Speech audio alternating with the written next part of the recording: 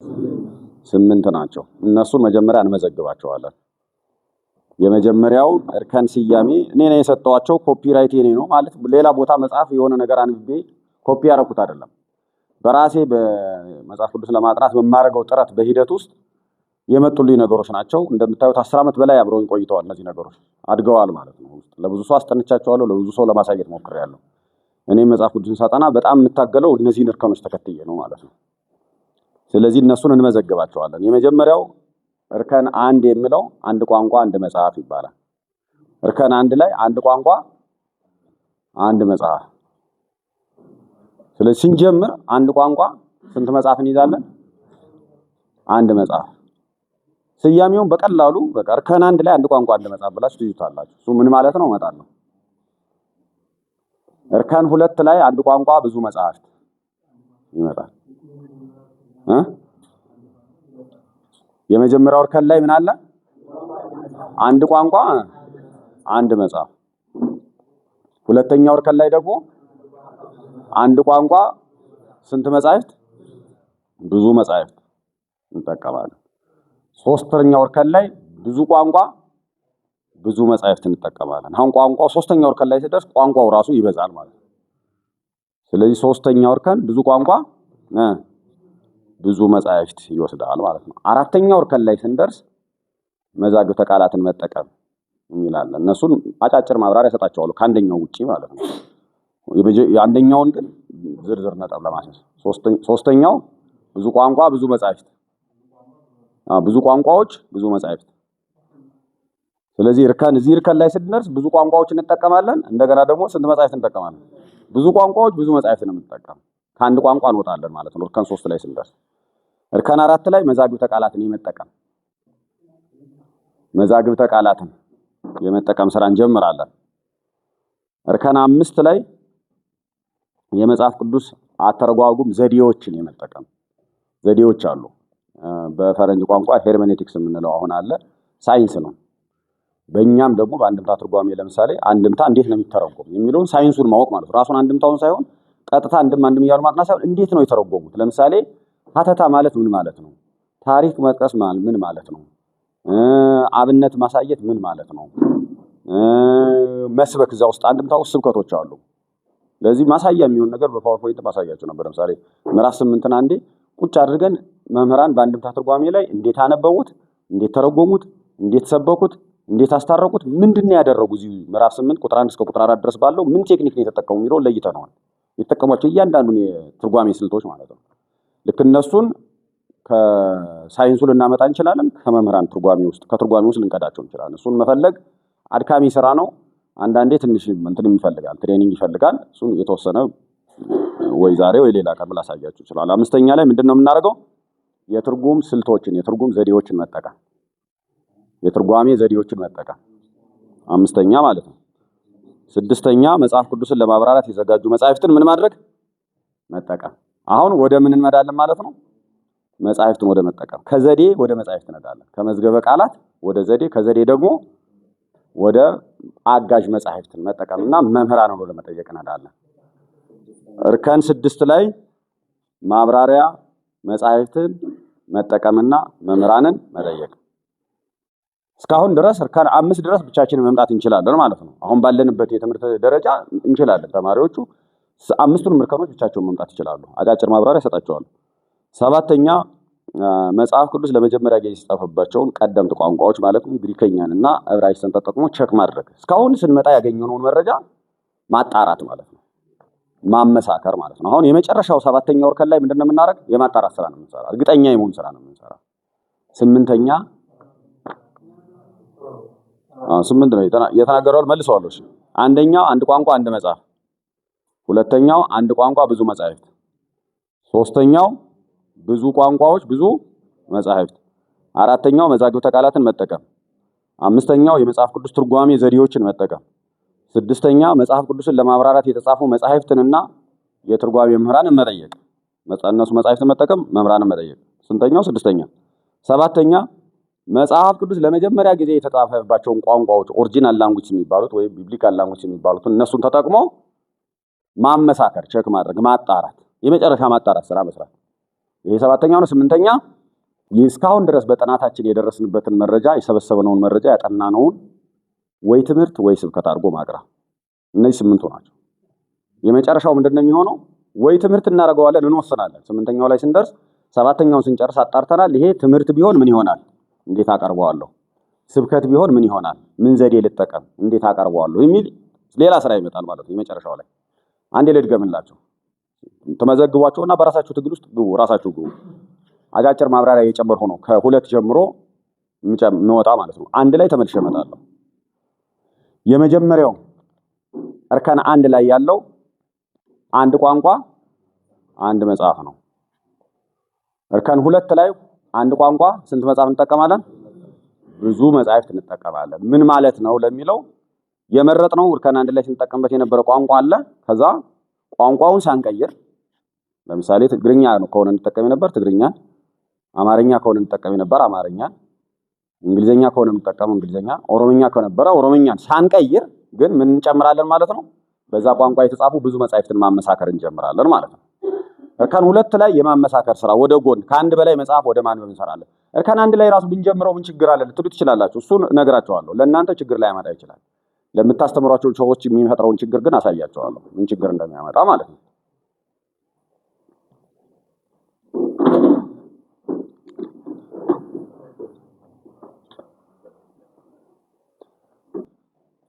ምን እናደርጋለን? ብዙ ቋንቋዎች ብዙ መጽሐፍት ውስጥ እንገባለን። ምን ማለት ነው ለምትሉት ለምሳሌ የምንችለው ከአንድ በላይ ቋንቋ ይኖረናል። ከአፍ መፍቻችን ቀጥሎ ሌላ ቋንቋ ልንችል እንችላለን። ለምሳሌ በኦሮምኛ ቋንቋ አፉን የፈታ ሰው አማርኛም ይችላል አይደል? ስለዚህ በኦሮምኛ ብቻ ማጥናቱን ይተውና ወደ ምን ይገባል ማለት ነው? ወደ አማርኛ ይገባል። ከዛ በአማርኛ በኦሮምኛ ብቻ ማጥናቱን ይችላል፣ ወደ እንግሊዘኛም ይገባል። ከቻለ ወደ ትግርኛም ይገባል።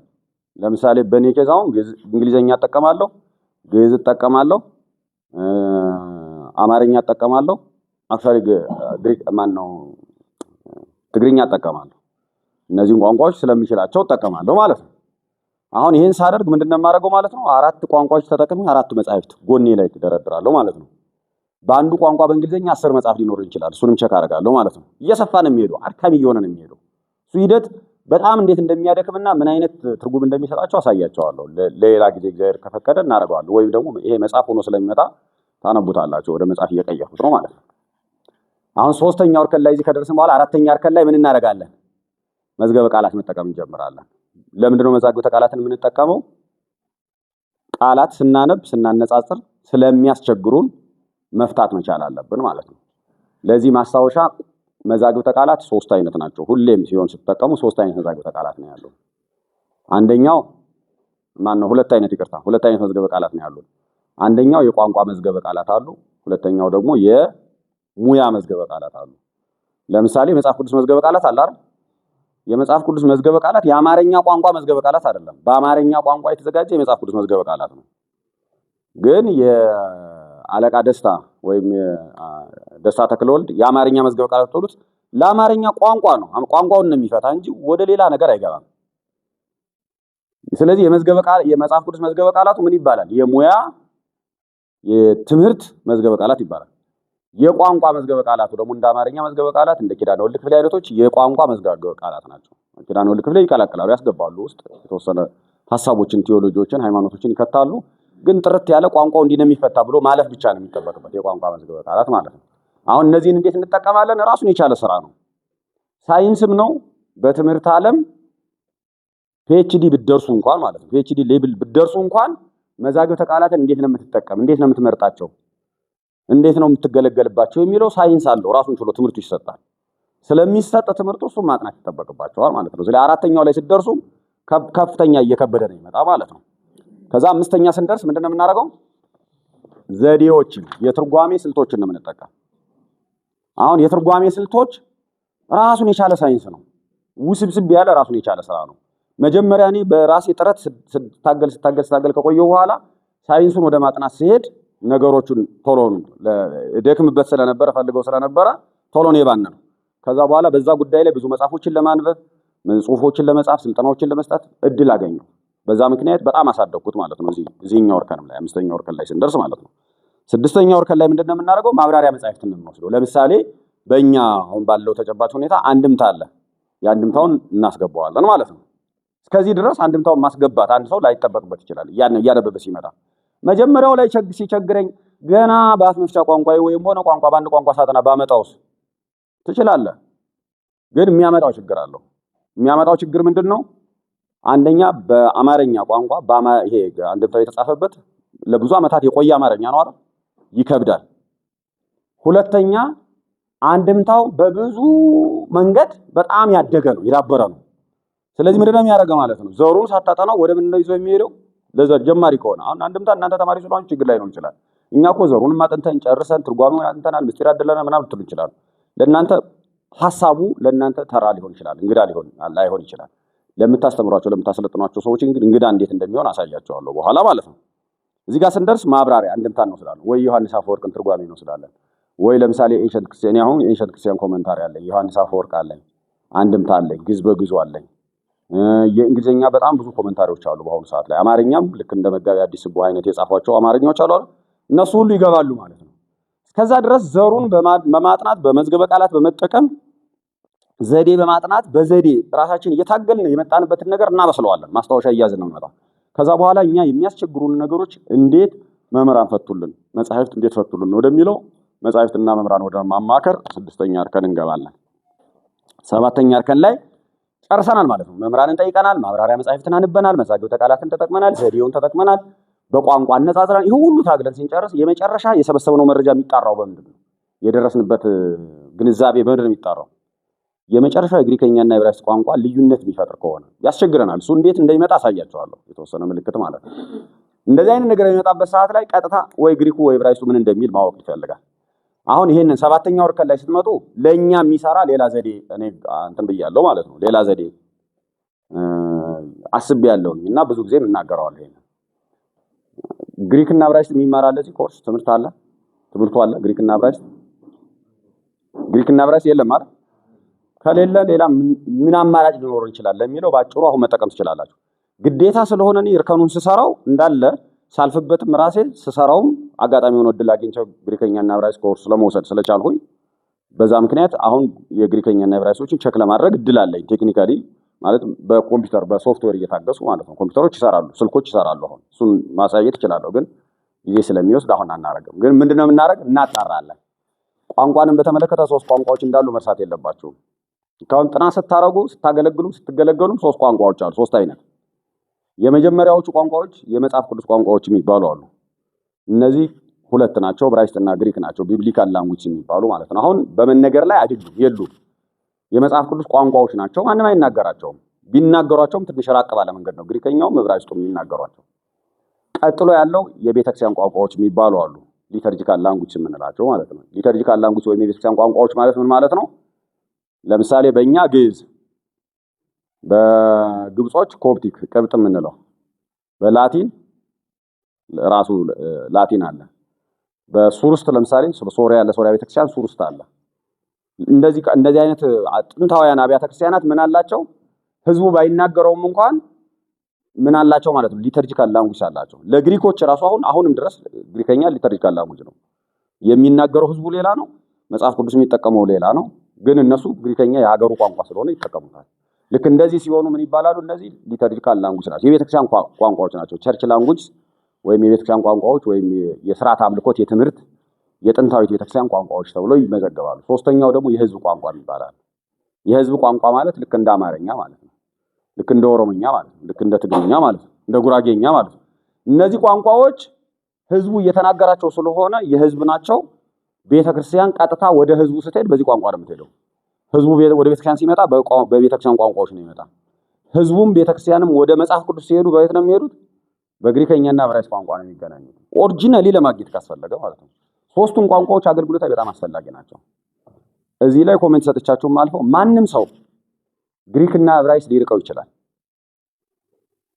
የቤተክርስቲያን ቋንቋ ግዕዝና የህዝብ ቋንቋ ግን ሊርቀው አይችልም። ካልሆነ ማገልገል አይችልም። ለምሳሌ ግዕዝ ቋንቋ ማንበብም መተርጎምም መረዳትም ካልቻለ የቤተክርስቲያኒቱን እምነት በደንብ አይረዳም።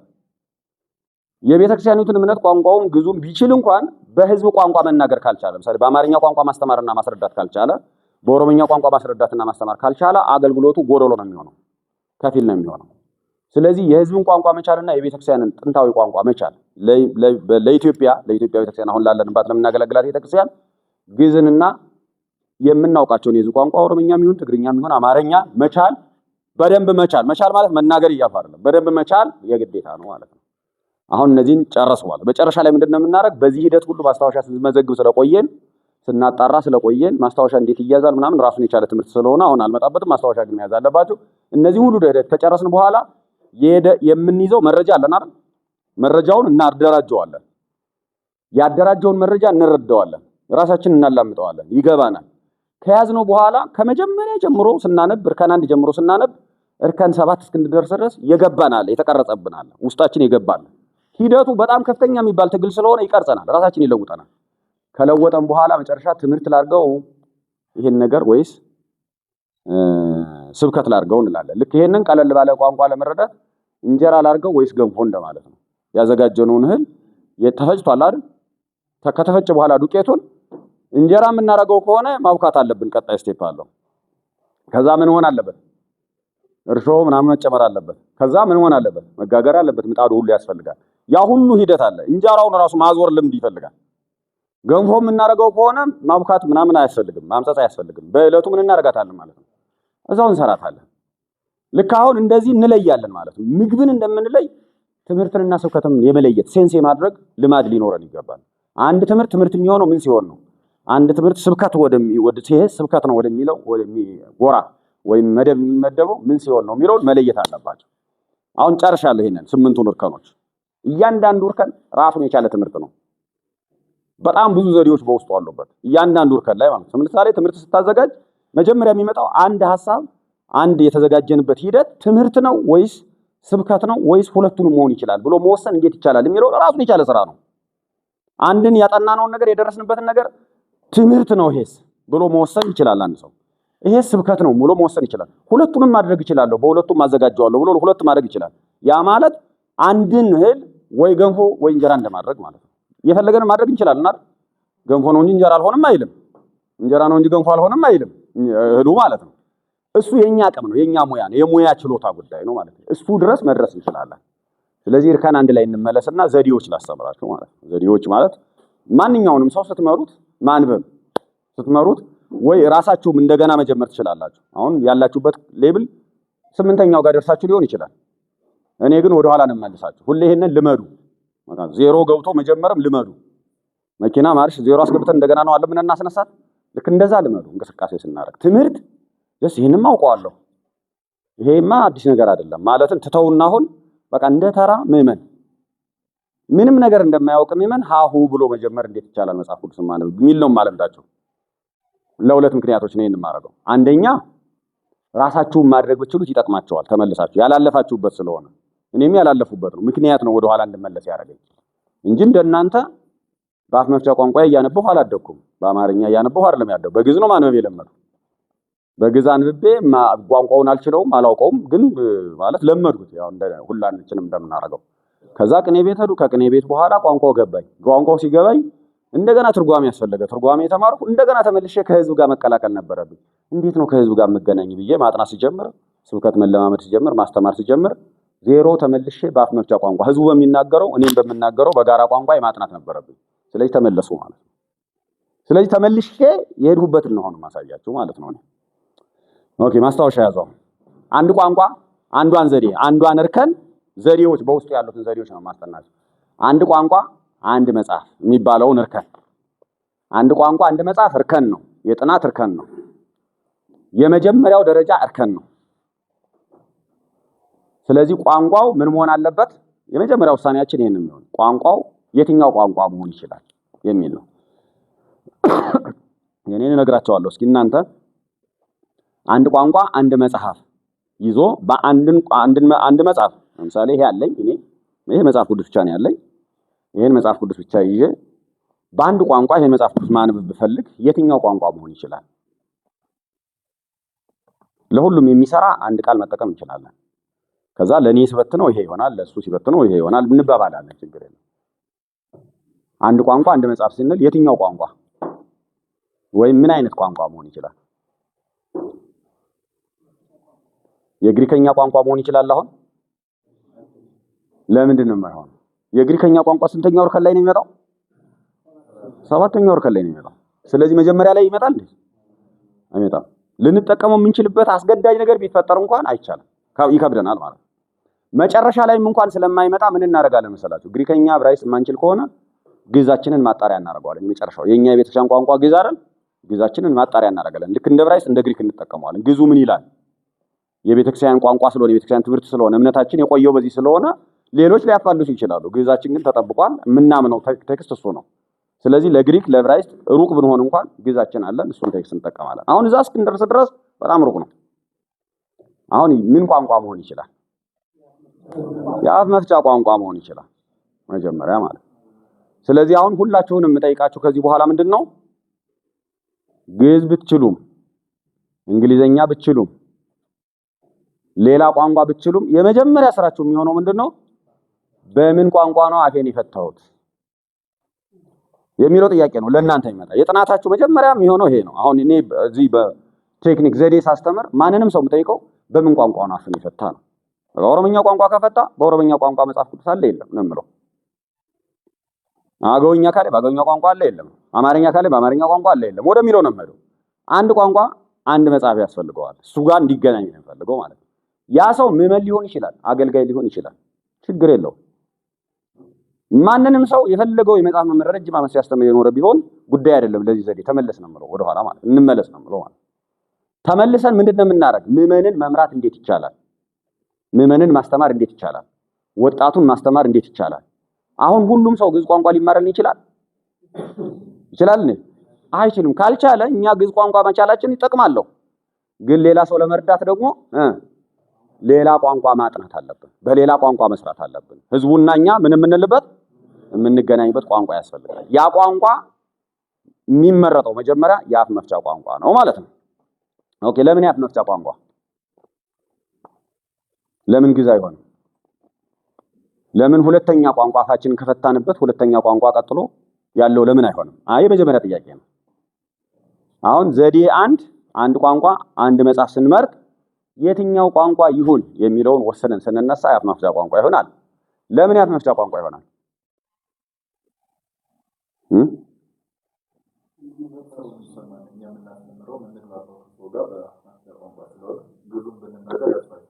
ኦኬ፣ የምናስተምረው ሰው ልናስተምረው የምንፈልገው ሰው የአፍ መፍቻ ቋንቋው ምን ስለሆነ አማርኛ ወይም ትግርኛ ወይም ኦሮምኛ ይሆናል። እኛ ባንችለውስ?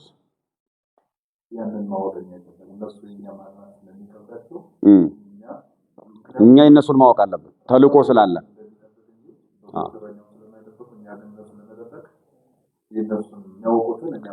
መርዳት አለብን። ልክ ነው። አሁን የመጀመሪያ ስራችን ምን መሰላችሁ?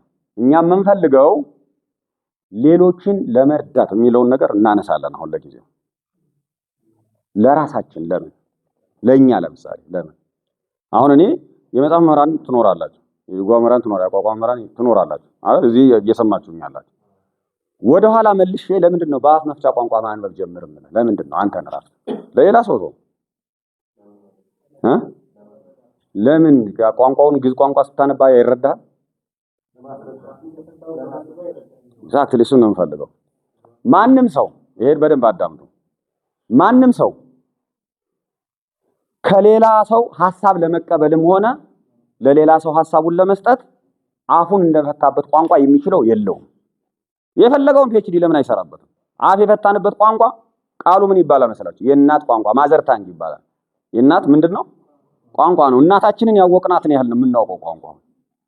አይኑሯችን ሶፍትዌራችን የተሰራው አፋችን በፈታንበት ቋንቋ ነው። ማንም ሰው ለምሳሌ በኦሮምኛ አፉን የፈታ ሰው በኦሮምኛ እያሰበ ነው በአማርኛ የሚናገር። ይሄን ታውቁታላችሁ ብዙ ጊዜ ማለት ነው።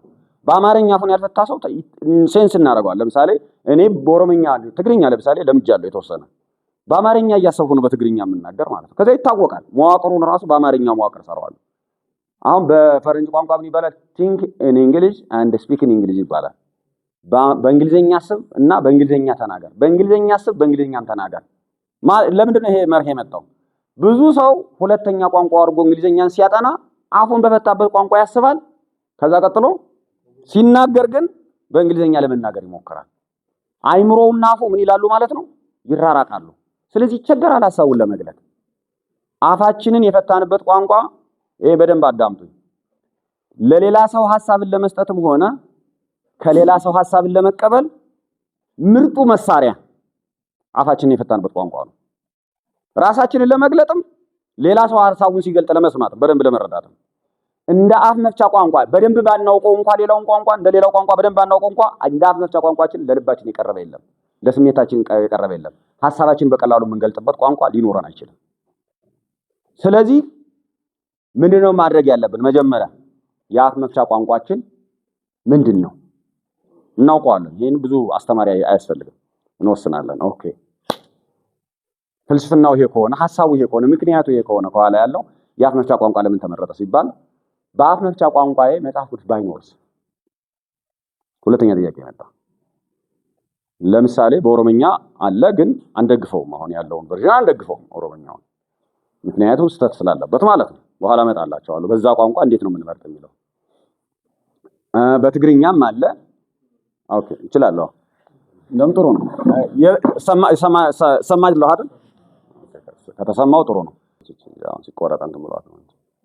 ሲሚንቶ አለች አይደል? የቆየች ሲሚንቶ እሷ ጋር ነው ወንበር ዘርግተን የነበረ ዛፎች ስር ማለት ነው። ታገረ ስላሴ ማደሪያ ሁለቱን ዓመት ከስድስቱ ሁለቱን ዓመት እዚህ ነበርኩ፣ አራቱን ታችኛው ግቢ ነበር የምናድር ማለት ነው።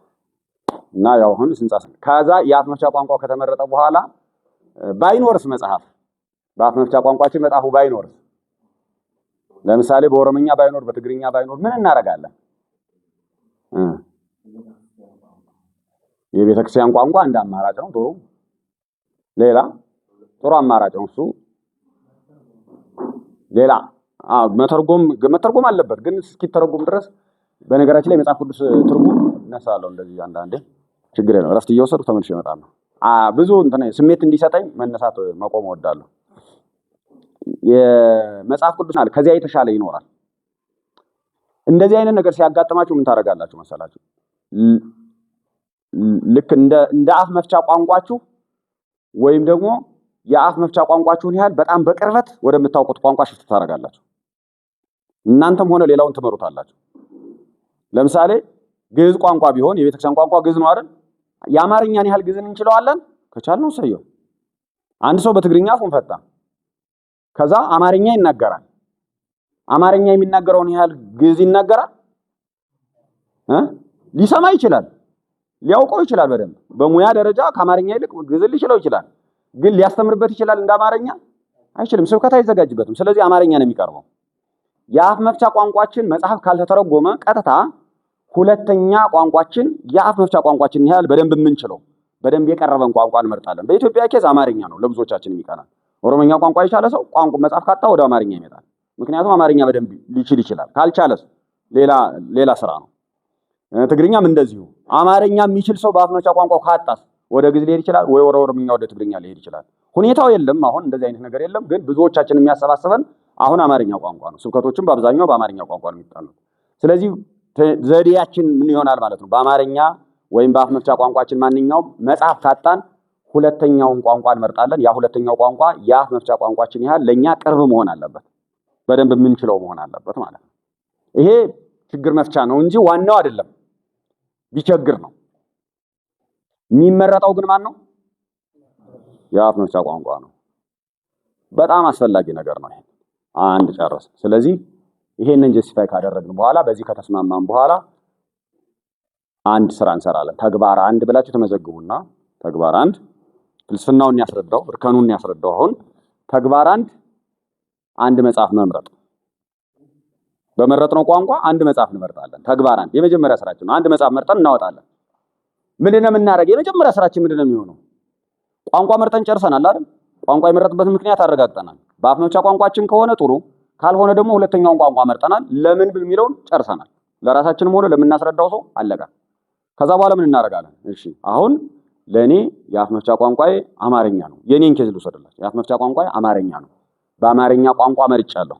የአፍ መፍቻ ቋንቋዬ ስለሆነ በትክክል የምችለው። ከዛ መጽሐፍ አለ የለም የሚለውን ዳሰሳ ፈልግና 10-15 መጽሐፍ ላገኝ እችላለሁ። ከ10 ከ15ቱ መጽሐፍ ግን አንዱን እመርጣለሁ። አማርኛ መጽሐፍ አንድ እትም ማለት ነው እመርጣለሁ። ስለዚህ አንድ ቋንቋ መምረጥ ብቻ ሳይሆን አንድ መጽሐፍ፣ በዛ ቋንቋ አንድ መጽሐፍ መምረጥ የመጀመሪያ ተግባራችን ነው። ያ መጽሐፍ ምን መሆን አለበት ስንመርጠው ክራይቴሪያ እናስቀምጣለን፣ መስፈርቶች እናስቀምጣለን። መምረጫ መስፈርቶች ማለት ነው። ለተግባር አንደኛ ቤተክርስቲያን የምታውቀውና የምትቀበለው ማን የምታውቀው ቤተክርስቲያን የምታውቀውና የምትቀበለው መሆን አለበት። የመጀመሪያው መስፈርት እሱ ነው። ለምሳሌ ለአማርኛ ልስጣችሁ ዝርዝር። አማርኛ ቢሆን ይሄ ቤተክርስቲያን የምታውቀውና የምትቀበለው የአማርኛ ትርጉም ምን አለ? የምታውቀውና የምትቀበለው ነው ያሉኝ። የምትቀበለው ከሆነ ጥሩ፣ ግን የምታውቀው ጥያቄ ያላት ሊሆን ይችላል። ያ ትርጉም አንድ ነገር ነው። ይሄ አሁን የብፁዕ ቅዱስ አቡነ ተክለ ሃይማኖት ነው። ቤተክርስቲያን ራሷ ያሳተመችው ነው፣ ለቤተክርስቲያን ተብሎ የታተመ ነው። ስለዚህ ይሄን እመርጣለሁ ማለት ነው። እኔ አለቀ። ከዚህ በኋላ ሌላ መጽሐፍ ባይኖረኝ እንኳን ይሄ አለኝ። እርከን አንድን ስራዬን እጨርሳለሁ። ወደ እርከን ሁለት እስክሻገር ድረስ አያስፈልገኝም ሌላ ሁለተኛ መጽሐፍ። ቋንቋ ባይኖር በአማርኛ ቋንቋ የተጻፈ ሌላ መጽሐፍ አለ። ለምሳሌ 2000 ዓመተ ምህረት አትማል አይደል? እሱንም አልፈልገውም። ምክንያቱም በዚህ ሌብል ገና ማጥናት በደንብ መረዳት ነው የምፈልገው። ከዛ ማነጻጸር የሚለው የምገባው ሁለተኛ እርከን ላይ። አሁን ማነጻጸር የሚባል ነገር የለም። በአፍ መፍቻ ቋንቋ በአንድ ቋንቋ አንድን መጽሐፍ ማጥናት ማንበብ የሚባል ነው። ከዛ ማነጻጸር ወደሚለው ወደ ሁለተኛው እርከን ስንገባ ሌላ መጽሐፍ ያስፈልገናል። እሱ ሌላ ስራ ነው ማለት ነው። አሁን የኔ መጀመሪያውን ከሰራን በኋላ 2-3 ልጨምርላችሁ።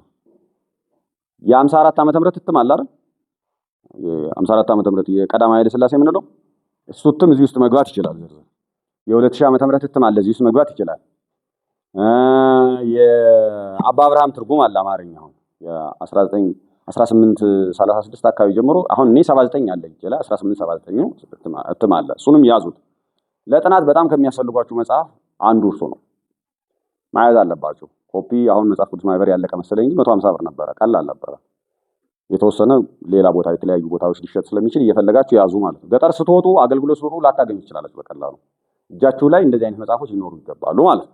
አሁን እኔ ለምሳሌ አማርኛን ማነብ ከነዚህ እመርጣለሁ ማለት የአባ አብርሃም አይሆነኝም። ለምን? አማርኛው በጣም ከባድ ነው። ከ100 ዓመት በላይ አልፎታል። ስለሚርቀኝ ለአፍ መፍቻ ቋንቋ ቢሆንም በጣም ከባድ ነው። አረፍተ ነገር አወቃቅሮ ራሱ ውስብስብ ነው። አልፈልገውም። ግን የንጉሥ ተክለ ሃይማኖት አለ ማን የብፁዕ ቅዱስ አቡነ ተክለ ሃይማኖት አለ 1980 እሱ ጥሩ ነው። ከ54 ዓመተ ምህረት ጋር የሚገናኝበት አለው የሚለያይበት አለው። ከ2000 ዓመተ ምህረት ጋር የሚለያይበት የሚገናኝበት አለ። የትኛው ነው የበለጠ የሚቀናኝ የሚልና እመርጥና አንዱን ብቻ ይዛለሁ። ሌሎቹን ሶስቱን አቆያቸዋለሁ። አራትም ቢኖር አምስትም ቢኖር አቆያለሁ ማለት ነው። ስለዚህ መጀመሪያ ተግባር ይሄ ነው። ይሄ ለራሳችሁም አድርጉት ለሌላ ሰው እንዴት ላንብ መጽሐፍ ቅዱስ ብሎ ቢጠይቃችሁ መጽሐፍ ቅዱስ አፍን የፈታው በምን ቋንቋ ነው ብላችሁ ጠይቁት። በአማርኛ ነው ካላችሁ በአማርኛ መጽሐፍ ቅዱስ አለ ብላችሁ ጠይቁት። አለኝ ካለ ምን ታደርጉታላችሁ ማለት ነው? ምንድነው ያለ የትኛው መጽሐፍ ቅዱስ ነው ብላችሁ ቸክ ታደርጉታላችሁ። ምናልባት በአማርኛ ቋንቋ የታተመ አደጋ ሊያመጣበት የሚችል መጽሐፍ ቅዱስ ሊኖር ይችላል። የፕሮቴስታንቶች መጽሐፍ ቅዱስ ስላለ ታጣሩና ይሄንን መጽሐፍ ብታነብ ብትጀምር ጥሩ ነው። እዚህ መጽሐፎች ውስጥ አንዳንድ ስህተቶች አሉ። መከልከል ላይቻል ይችላል። አንደኛ ስንከለክለው የበለጠ የማነው ጉጉት ሊያድርበት ይችላል። ሁለተኛ ደግሞ መጽሐፍ ቅዱስን ስህተታል ቢኖርበት እንኳን ያንን መጽሐፍ ቅዱስ አታንበው ብሎ መከልከል ሊያስቸግር ይችላል። የራሱ ጥቅም ስላለው ማለት ነው። ስህተቱንም እንኳን መለየት የምንችለው በምንድን ነው? በማንበብ ስለሆነ። ስለዚህ አጫራሽ አታጥና ብለን ብንዘጋበትም መከፈቱ አይቀርም ሄዶ። ስለዚህ ምንድነው የምናደርግ? ከዚህ ጀምርልዋለን በምክር አንዱን መጽሐፍ ተቀባይነት ያለው ቤተክርስቲያን የምታውቀው ይሄንን ነው። ተቀባይነት ያለው መጽሐፍ ይሄንን ነው። ይሄንን ጀምር ብለን ይሄ ሊኖር ይችላል ነው አለ። አለኝ ካለ ሰየው፣ የለኝም ካለስ መጽሐፍ እንገዛለን ወይ እኛ እንገዛለታለን ወይ እሱ እንዲንገዛ እንጠይቀዋለን፣ እናስገድደዋለን ማለት ነው። ኦኬ አሁን ይሄንን እስኪ ልጨርስ። መጽሐፍ ቅዱስ በአፍ መፍቻ ቋንቋችሁ የሌላችሁ እስኪ እጃችሁን አውጡ። መጽሐፍ ቅዱስ የሌላችሁ አይደል? በአፍ መፍቻ ቋንቋችሁ መጽሐፍ ቅዱስ የሌላችሁ ኦኬ፣ ችግር የለውም አውጡ።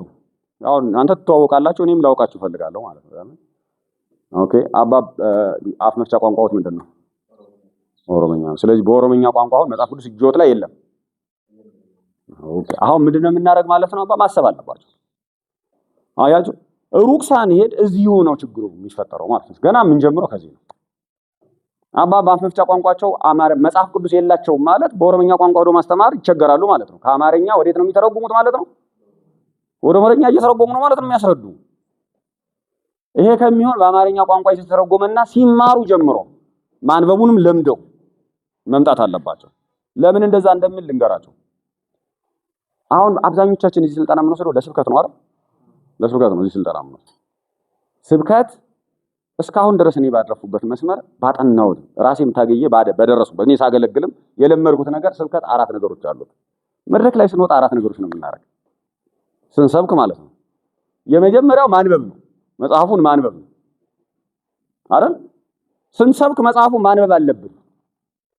የሚሰማን ሰው በአማርኛ ከሆነ በአማርኛ፣ በኦሮሞኛ ከሆነ በኦሮሞኛ መጽሐፉን ማንበብ የመስመክ ዋናው ነጥብ ነው፣ ዋናው ተግባር ነው። ኦሮሞኛ ከሌላችሁ እሳቸው በኦሮሞኛ ሊያነቡ አይችሉም። በቃ አለቀ ማለት ነው መጀመሪያ። ስለዚህ በምንድን ነው የሚያነቡት? ወይ በአማርኛ እያነቡ ወደ ኦሮሞኛ እየተረጎሙ ነው የሚሰሩ ማለት ነው። ስለዚህ ለእሳቸው ችግር መፍትሄ መምጣት አለበት ሲጀመር ማለት ነው። አለ ኦኬ። ሌላ እሺ፣ ሌላ ከኦሮሞኛ ቋንቋ ውጪ እሺ፣ በጋሞኛ የለም። በቃ አሁን ይሄ ይፈልጋል ስራ። ይሄ ማለት ምን ማለት ነው? የእናንተ ስራ ነው ማለት ነው። ወይ እነዚህ የለም የሚሉ ሰዎች ናቸው ስራውን የሚሰሩት፣ ወይ ደግሞ አብረዋቸው ያሉት ወንድሞች ናቸው፣ ወይ ቤተክርስቲያን አገልጋዮቿ ናቸው ማለት። ሌላ ስራው ሊሰራ ይችላል። በቋንቋው በጋሞኛም ሆነ በኦሮሞኛም ሆነ በትግርኛም ሆነ የቤተክርስቲያን መጻሕፍት ያስፈልጋሉ ወይ? ግዴታ ነው። ይሄ ለክርክር መቅረብ የለበትም፣ ለውይይት መቅረብ የለበትም። መጀመሪያ ተሰርቶ ጠርጎ ነዝቶ ሁሉም መጽሐፍ ኑሮት ነበር እዚህ መገናኘት የነበረበት። አዘርዋይዝ አሁን የለም አልሰራ ነው። ስላልሰራ ነው ሶሪ ብለን ከዚህ በኋላ እንስራው ግንዛቤ ይኖረን ብለን እንወጣ። ይሄን እንጨርሳለን ማለት ነው። ኦኬ። ከዚህ በኋላ ወደ ሁለተኛው እርከን እንሄዳለን። ወደ ሁለተኛው ተግባር እንሄዳለን ማለት ነው። የመጀመሪያው ተግባር በአንድ ቋንቋ አንድ መጽሐፍ ይኑርህ አይደል? ጨረስ። ለምንድን ነው ይሄንን የምንፈልገው? ይኑርህ መጽሐፍ ብለን እንዲኖረው የምንፈልገው ሲባል ብዙ ሰው ስትጠይቁት መጽሐፍ አለ ስትሉት የሚመልስላችሁ መልስ አለ። እኔ ያገኘሁት በጣም ብዙ ሰው ጋር ተወያይቼ ያገኘሁት መልስ አለ። መጽሐፍ ቅዱስ አለ ስንለው የለኝም ይላል። ለምን ሲባል 2 መልስ ይሰጣል። አንደኛው ጭራሽ መጽሐፍ ቅዱስን ማስፈለጉን አላውቅም ሊል ይችላል። ወይም ደግሞ መጽሐፍ ቅዱስ ባነብም እኮ ሃይማኖቴን ከማወቅ ይልቅ ልጠራጠር እችላለሁ ሊል ይችላል። ሁለተኛው ደግሞ የለኝም አቅም ኑሮኝም መግዛት አልቻልኩም፣ የትኛውን መጽሐፍ ቅዱስ መግዛት እንዳለብኝም አላውቅም ይላል። አቅም የለኝም መግዛት አልችልም፣ አቅም አለኝ ነገር ግን የትኛውን መጽሐፍ መግዛት እንዳለብኝ አላውቅም፣ በአካባቢም የለም ይላል። ይሄን ሁሉ ማስወገድ አለብን መጀመሪያ ማለት ነው። አቅም ያለው መግዛት እንዲችል መርዳት አለብን።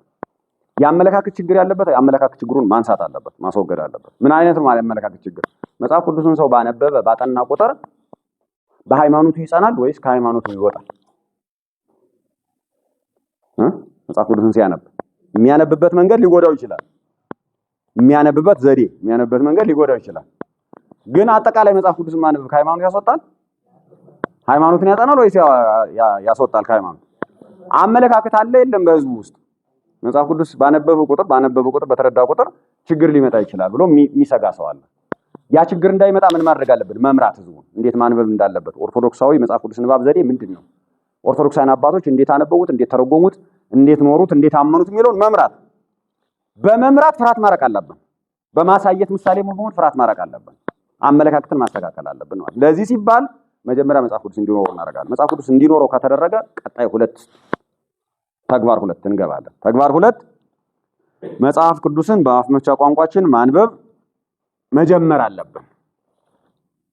የሁለተኛው ተግባር መጽሐፍ ቅዱሱ እንዲኖረን ማድረግ አለ የመጀመሪያ ተግባር። ሁለተኛው ደግሞ ምን ማድረግ አለብን? ያለንን መጽሐፍ ወይ ገዝተን ወይ ተውሰን ወይ በሆነ መንገድ ያገኘነው ከላይብራሪ ቢሆን ያገኘነው መጽሐፍ ምን ማድረግ መጀመር አለብን?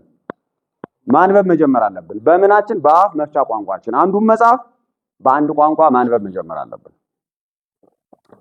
እኛ ያነበብን ይኖርን ስለሆነ ችግር የለውም። ሌላን ሰው ግን ማንበብ የማይፈልግን ሰው ማንበብ የማይችልን ሰው እንዴት ትረዱታላችሁ? አንዱ ለምሳሌ ማንበብ አይችልም፣ እንዴት ትረዱታላችሁ? ማንበብ አይችልም ጨርሶ የማንበብ ችሎታ የለውም፣ እንዴት ትረዱታላችሁ?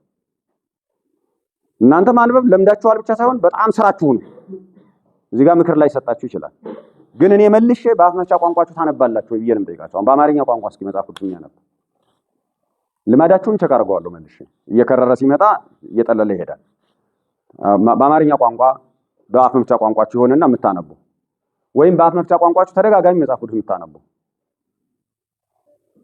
ኦኬ። ለምን ሁሉም ለምን አልሆነም? ሁሉም ለምን ሊሆን አልቻለም? ምን እያደረጋችሁ ነው?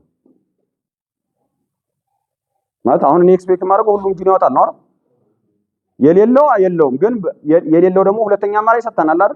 ለአፍ መፍቻ ቋንቋው የሚችለውን የቀረበውን ቋንቋ መጽሐፍ ቅዱስ ማንበብ። ለምሳሌ አባ ኦሮምኛ ቋንቋ ነው አፍቻውን ይፈቱ የላቸውም። ስለዚህ በአማርኛ እንዲኖሩት ኤክስፔክት አደርጋለሁ። አማርኛም የለውትም አለው። ስለዚህ ያነባሉ መጽሐፍ ቅዱስ በአማርኛ ያነባሉ። እሺ በየትኛውም መንገድ ይሁን መጽሐፍ ቅዱስ የምታነቡ እስኪ እጃችሁን አውጡ። በሁለተኛ ቋንቋችሁ ይሁን በመጀመሪያ ቋንቋችሁ የምታነቡ ማደስ ያወርዱና እስኪ ማታነቡት እውነታውን ነው። ቀኑዛዜ ነው። ማታነቡ የለም፣ የማያነብ የለም። ለምን? ተማሪዎች ስለሆነ ነው ወይስ? ኦኬ ቸክ አደርጋችኋለሁ። ቀጥሎ ሲይዛችሁ ደግሞ እየጠለለ ነው የሚመጣ። ምን ያህል ሰው እንደሚቀንስ አሳያችኋለሁ። ይሄ ዘዴ እንዴት እያጠለለ እንደሚሄድ ማለት ነው። የመጀመሪያ ጀምሩ ነው። አሁን ኦልሬዲ ካሁን በኋላ ምንድን ነው የምታደርጉ መሰላችሁ? ከዛሬ ጀምራችሁ መጽሐፍ ቅዱስ አላችሁ አይደል? እርግጠኛ መሆን የምትችሉት በአፍ መፍቻ ቋንቋ መጽሐፍ ቅዱስ አለኝ የለኝም ነው። ከሌለኝ ሁለተኛው ስቴፕ ምንድን ነው የሚሆነው? በአፍ መፍቻ ቋንቋ ባይሆንም የአፍ መፍቻ ቋንቋ በማውቀው ያህል መጽሐፍ ቅዱስ ሊኖረኝ ይገባል። ለምሳሌ በአማርኛ ይኖረኝ ነው። ይሄ ሁላችሁም ካላችሁ የዛሬ እርምጃችሁ የዛሬ ውሳኔያችሁ የሚሆነው የፈለጋችሁ የሐዲስ ኪዳን የብሉይ ኪዳን የሊቃውንት የመነኮሳት አስተማሪ ሆኑ፣ ምንም ጉዳይ አይደለም። በአማርኛ በአፍ መፍቻ ቋንቋ ማንበብ ጀምሩ። ኦልሬዲ ጀምሮ ወደ ኋላ እንድትመለሱ ነው። ቴክኒካሊ በጣም አስፈላጊ ነገር ነው ይሄ ማለት ነው። ወደ ኋላ መመለስ አለበት። ለምን? ህዝቡን መርዳት የምንችለው ምን ስናደርግ ነው? ስንመለስ ነው። ህዝቡ ወዳለበት ስንመለስ ነው። አሁን ርቀነዋል። ይሄን ቀላል ዘዴ ላሳያችሁ። ፊደል ስንቆጥር ጀምሮ ከማያነቡት ተለየ። ገና ማንበብ ፊደል ሀ ይቺ ማናት ስትባል ሀ ናት። ሀን የማያውቅ ወንድም አለ። ሀን የማታውቅ እህት አለችን። ሀን የማያውቅ አባት አለን አይደል? እኛ እንችላታለን። ተለያይተናል። ድንበር ተሰራ ማለት ነው። ከዛ ቀጥሎ ማንበብ ቻል። አበገደ እያል መልእክተ ዮሐንስ እያል ማንበብ ቻል። ከዛ መዝሙረ ዳዊት ምናምን ዘለቅንና ዜማ ገባን። ዜማ ስንገባ ደግሞ ከአንባቢዎች ወጣን ማለት ነው። ራቅናቸው አንባቢዎችን፣ ንባብ ቤት ያሉትን ራቅናቸው። ከዛ ቅኔ ቤት ስነድ ደግሞ ቅኔ የማይሰሙትን ጆሮአቸውን ቢቆርጧቸው እኮ አይሰሙም እያል ወደ እነሱ መቀለድ ጀመር። ተራራቅን ማለት ነው። እያሱ ገደሉ እየሰፋ ነው ሄደ። ከዛ ዜማ ስንጨምርበት ደግሞ እንደገና ተመልሰን ከቅኔ ቤት ከዛ ቋቋሙ ሲጨመርበት ማታውት ብትሏ ትመጣለች ማለት ነው። እንጨምርባታለን፣ ታድጋለች። አሁን እንርቃለን ማለት ነው። የኔታ መባሉ ሲመጣ ርቀት ነው የሚመጣው። ህዝቡ ምን ያስባል፣ ምን ይፈልጋል እንተውና ምን እናደርጋለን? የራሳችን ዓለም እንገባለን። መጽሐፍ ሲጨመርበት ትርጓሜው ተጨምሮበት እንዲያውም እንደዚህ እንደኛ እድለኞች ሆነን ስልጠና መጥቶም አዲስ አበባ መጥቶ በገጠር እንደዚህ ሰልጥኖ ተመልሶ ሲከድማ ተውት ርቀቱ ይሰፋል ማለት ነው። ዕውቀት ምን አደረገን? እኛንና ህዝቡ ምን አደረገን ማለት ነው? አራራቀን፣ ገደል ሰራ። አሁን እኔ ምንድነው እየፈለኩ ያለሁት? ዕውቀት የሰራውን ገደል ተመልሰን ወደ ህዝቡ ዜሮ በመግባት ህዝቡ ወደኛ አይመጣም። በጣም ሩቅ ስለሆነ የኛ ሄደን ርቀነዋል። ስለዚህ እኛ ነን ወደ ኋላ መመለስ ያለብን። ወደ ኋላ እንመለስና ምን እናደርጋለን ማለት ነው? ማያነብ ሰው ያጋጥመናል። ጭራሽ ማንበብ የማይችል ሰው ያጋጥመናል። እሱን ወደ መርዳት እንሄዳለን። ምን እናደርጋለን ነው? ኦኬ እናንተ አንብቡ። ማያነብ ሰው ያጋጥማችሁ ምን ታደርጉታላችሁ? ዛሬ እስኪ ጀምሩ። በአማርኛ ቋንቋ ወይ በአፍሪካ ቋንቋችሁ ዛሬ ማንበብ ጀምሩ። ቀስራይ ብላችሁ ማለት ነው። ለመለወጥ ወሰናችሁ ማለት ነው። ከዛ ማያነብ ሰው ቢያጋጥማችሁ ሁለተኛ ወይ አይነ ስውር ሊሆን ይችላል ወይም ደግሞ ጨርሶ ፊደል ማያነብ ገጠር እናገኛቸዋለን። እዚህ ከተማ ውስጥ አለው አይደል? ምን እናደርጋለን? ድምጽ ወይ እናነብላቸዋለን ወይ በድምጽ እናሰማቸዋለን። አንበን እናሰማቸዋለን ወይ በመቅረጸ ድምጽ የተቀረጸ መጽሐፍ ቅዱስ አለ አይደል? እሱን እንሰጣቸዋለን። በሱ ዘዴ ይጀመራል። አለቀ። ከዛ ማንበብ መጀመር አለበት ወይ መሰማት መጀመር አለበት። ሁለተኛው ተግባር እሱ። አሁን ሶስተኛ ተግባር ጋር እንሻገርና ቸክ ላድርጋችሁ ደግሞ ተግባር 3 የመጀመሪያው አንድ ቋንቋ አንድ መጽሐፍ ይኖር ነው። ከዛ ሁለተኛው ማንበብ ይጀመር ነው። ሶስተኛው ደግሞ ተግባር 3 ደጋግሞ ማንበብ ወይም ሳያቋርጡ ማንበብ ይለመድ። አሁን ከረር አይደል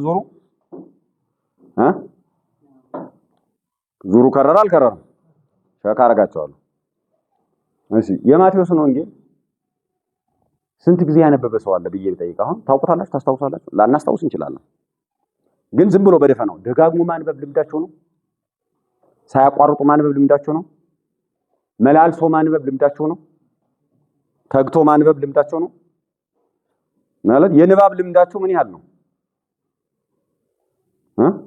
እዚህ ትምህርት ቤትም ሆኖ እጅ ታጥቦ የሚተኛ የለም። እጅ ታጥቦ በልቶ የሚተኛ የለም። ኦፍኮርስ እኔ ረጅም ጊዜ 8 ሰዓት 9 ሰዓት 10 ሰዓት ኖርማል ነበር ለኔ ማለት ነው። ኖርማል 10 ሰዓት ኢቭን ከሳቴ እያስተማርኩኝ 10 ሰዓት ድረስ አጠናለሁ፣ አነባለሁ። 12 ሰዓት ጠዋት ሄጄ ማስተማር ጀምራለሁ። ከዛው ወደ አፄ ዮሐንስ ደግሞ ትምህርት ቤት ሃይ ስኩል እሄዳለሁ። ፕሪፓራቶሪ ዛኔ ተማርኩ። ከዛ ነው ወደ አዲስ አበባ ዩኒቨርሲቲ የመጣው ማለት ነው። ያ አይመጣም ግን እናንተ እድሜያችሁ በአትሊስት ወጣቶች ያላችሁ አሁን ላመጣው አልችልም። እድሜ ነው ያን ያስገደደኝ። ግን አሁን ራሱ ዛሬ ራሱ እስከ 9 ሰዓት ቲክቶክ እያወራን ነበር። ቲክቶክ በራሱ ጠንካራ ነገር አለው፣ ይይዛል። እስከ 9 ሰዓት እየሰራን ነበር ሰዎቹ ጋር፣ ሌሎችን ሰዎች እየረዳንም እኛም እርስ በርሳችን እየተማርን ነበር። በረከትና ዶክተር አረጋ ጋር እያወራን ነበር። ያ ሰው እናስተምራለን፣ እኛም እንማማራለን። በነገራችን ላይ አሁን በረከት ትናንት ስትራይክ ያደረገኝን ነገር ነው ያመጣ፣ ምንም ያልጠበቁትን ነገር ማለት ነው።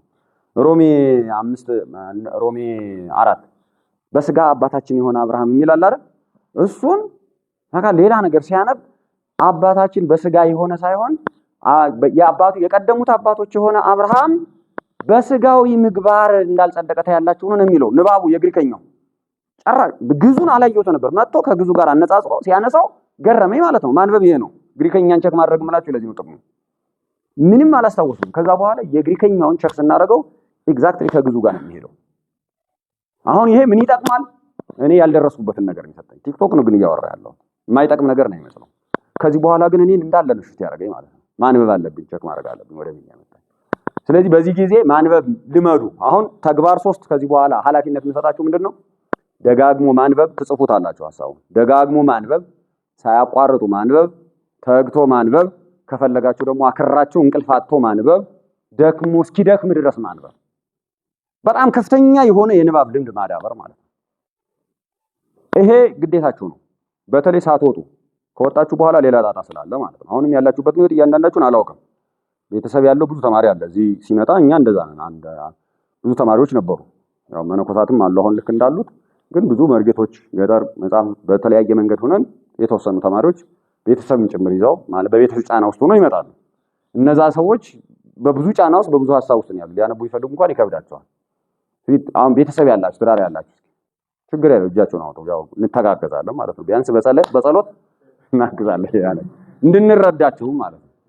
አትሊስት እኔ የቤተሰብ ጫና ስለገባኝ እረዳቸዋለሁ ምን አይነት ነገርም እንዳለ ማለት ነው። እናንተ ሐሳባችሁ ውጤታማ ሊሆን እንደሚችል በቤተሰባችሁ በኩል ያለውን ግንኙነት በጣም ጤነኛ አድርጉ። ከልጆቻችሁ ጋር ከሚስቶቻችሁ ጋር ያላችሁ ግንኙነት ከመራራቅ ያለፈ ሌላ ችግር እንዳይኖረው በጣም መትጋት አለባችሁ። ምክንያቱም ንባባችሁ ላይ ጫና ያደርጋል። አሁን እሱ መግባት አልፈልግም ወደዛ ማለት ነው። ሌሎቻችሁ ነፃ የሆናችሁ ሰዎች በተለይ መነኮሳት፣ አላውቅም መነኮሳት እንዲሳገኝ በኃይል ነው ጨክኜ ነው የምናገረው ማለት ነው። በተለይ መነኮሳት እድለኞች ስለሆናችሁ እድላችሁን አታባክኑ። ነፃነት ቀላል ነገር እንዳይመስላችሁ። ህይወትን መሰብሰብና ጠቅሎ በቃ ለቤተክርስቲያን ነኝ ከዚህ በኋላ ምንም ትዳር አልመሰርት ብሎ መውጣት ቀላል ነገር እንዳይመስላችሁ። ቀላል ውሳኔ አይደለም። ስታባክኑት ደግሞ ከኛ የባሰ ምስኪኖች ናቸው። ምንም ትርፍ የላችሁ፣ ትጎዳላችሁ። ብትጠቀሙበት ለኛ በረከት ናቸው። ብታነቡ በረከቶች ናቸው። መሰናክል አትሆኑ፣ እንቅፋት አትሆኑ። ቤተክርስቲያን ተሰሚነቷን የሚጨምረው እንደዚህ በጣም ጎበዝ በሆኑ በተማሩ ባነበቡ መነኮሳት ነው። ስለዚህ እንድትተጉ እንድትበረቱ ነው ምገፋፋ ማለት ነው። በተለይ ወጣቶቹ መነኮሳት ሲገኙ በጣም ነው ምጫ ነው። አሁን ሌሎቻችሁ አባም ጥሩ ናቸው ያላችሁበት እድሜ፣ በተለይ አባ ጥሩ ናቸው አሁን ያሉበት ማለት ነው። ጫና ማድረግ አለበት። ደግሞ ኢንተረስቲንግ ነው ቋንቋውን ራሱ ኦሮምኛ ቋንቋ መቻሎት በጣም የሚመረጥ ነው ማለት ነው። ምክንያት አገልጋይ እንፈልጋለን እና በረታታለን ማለት ነው።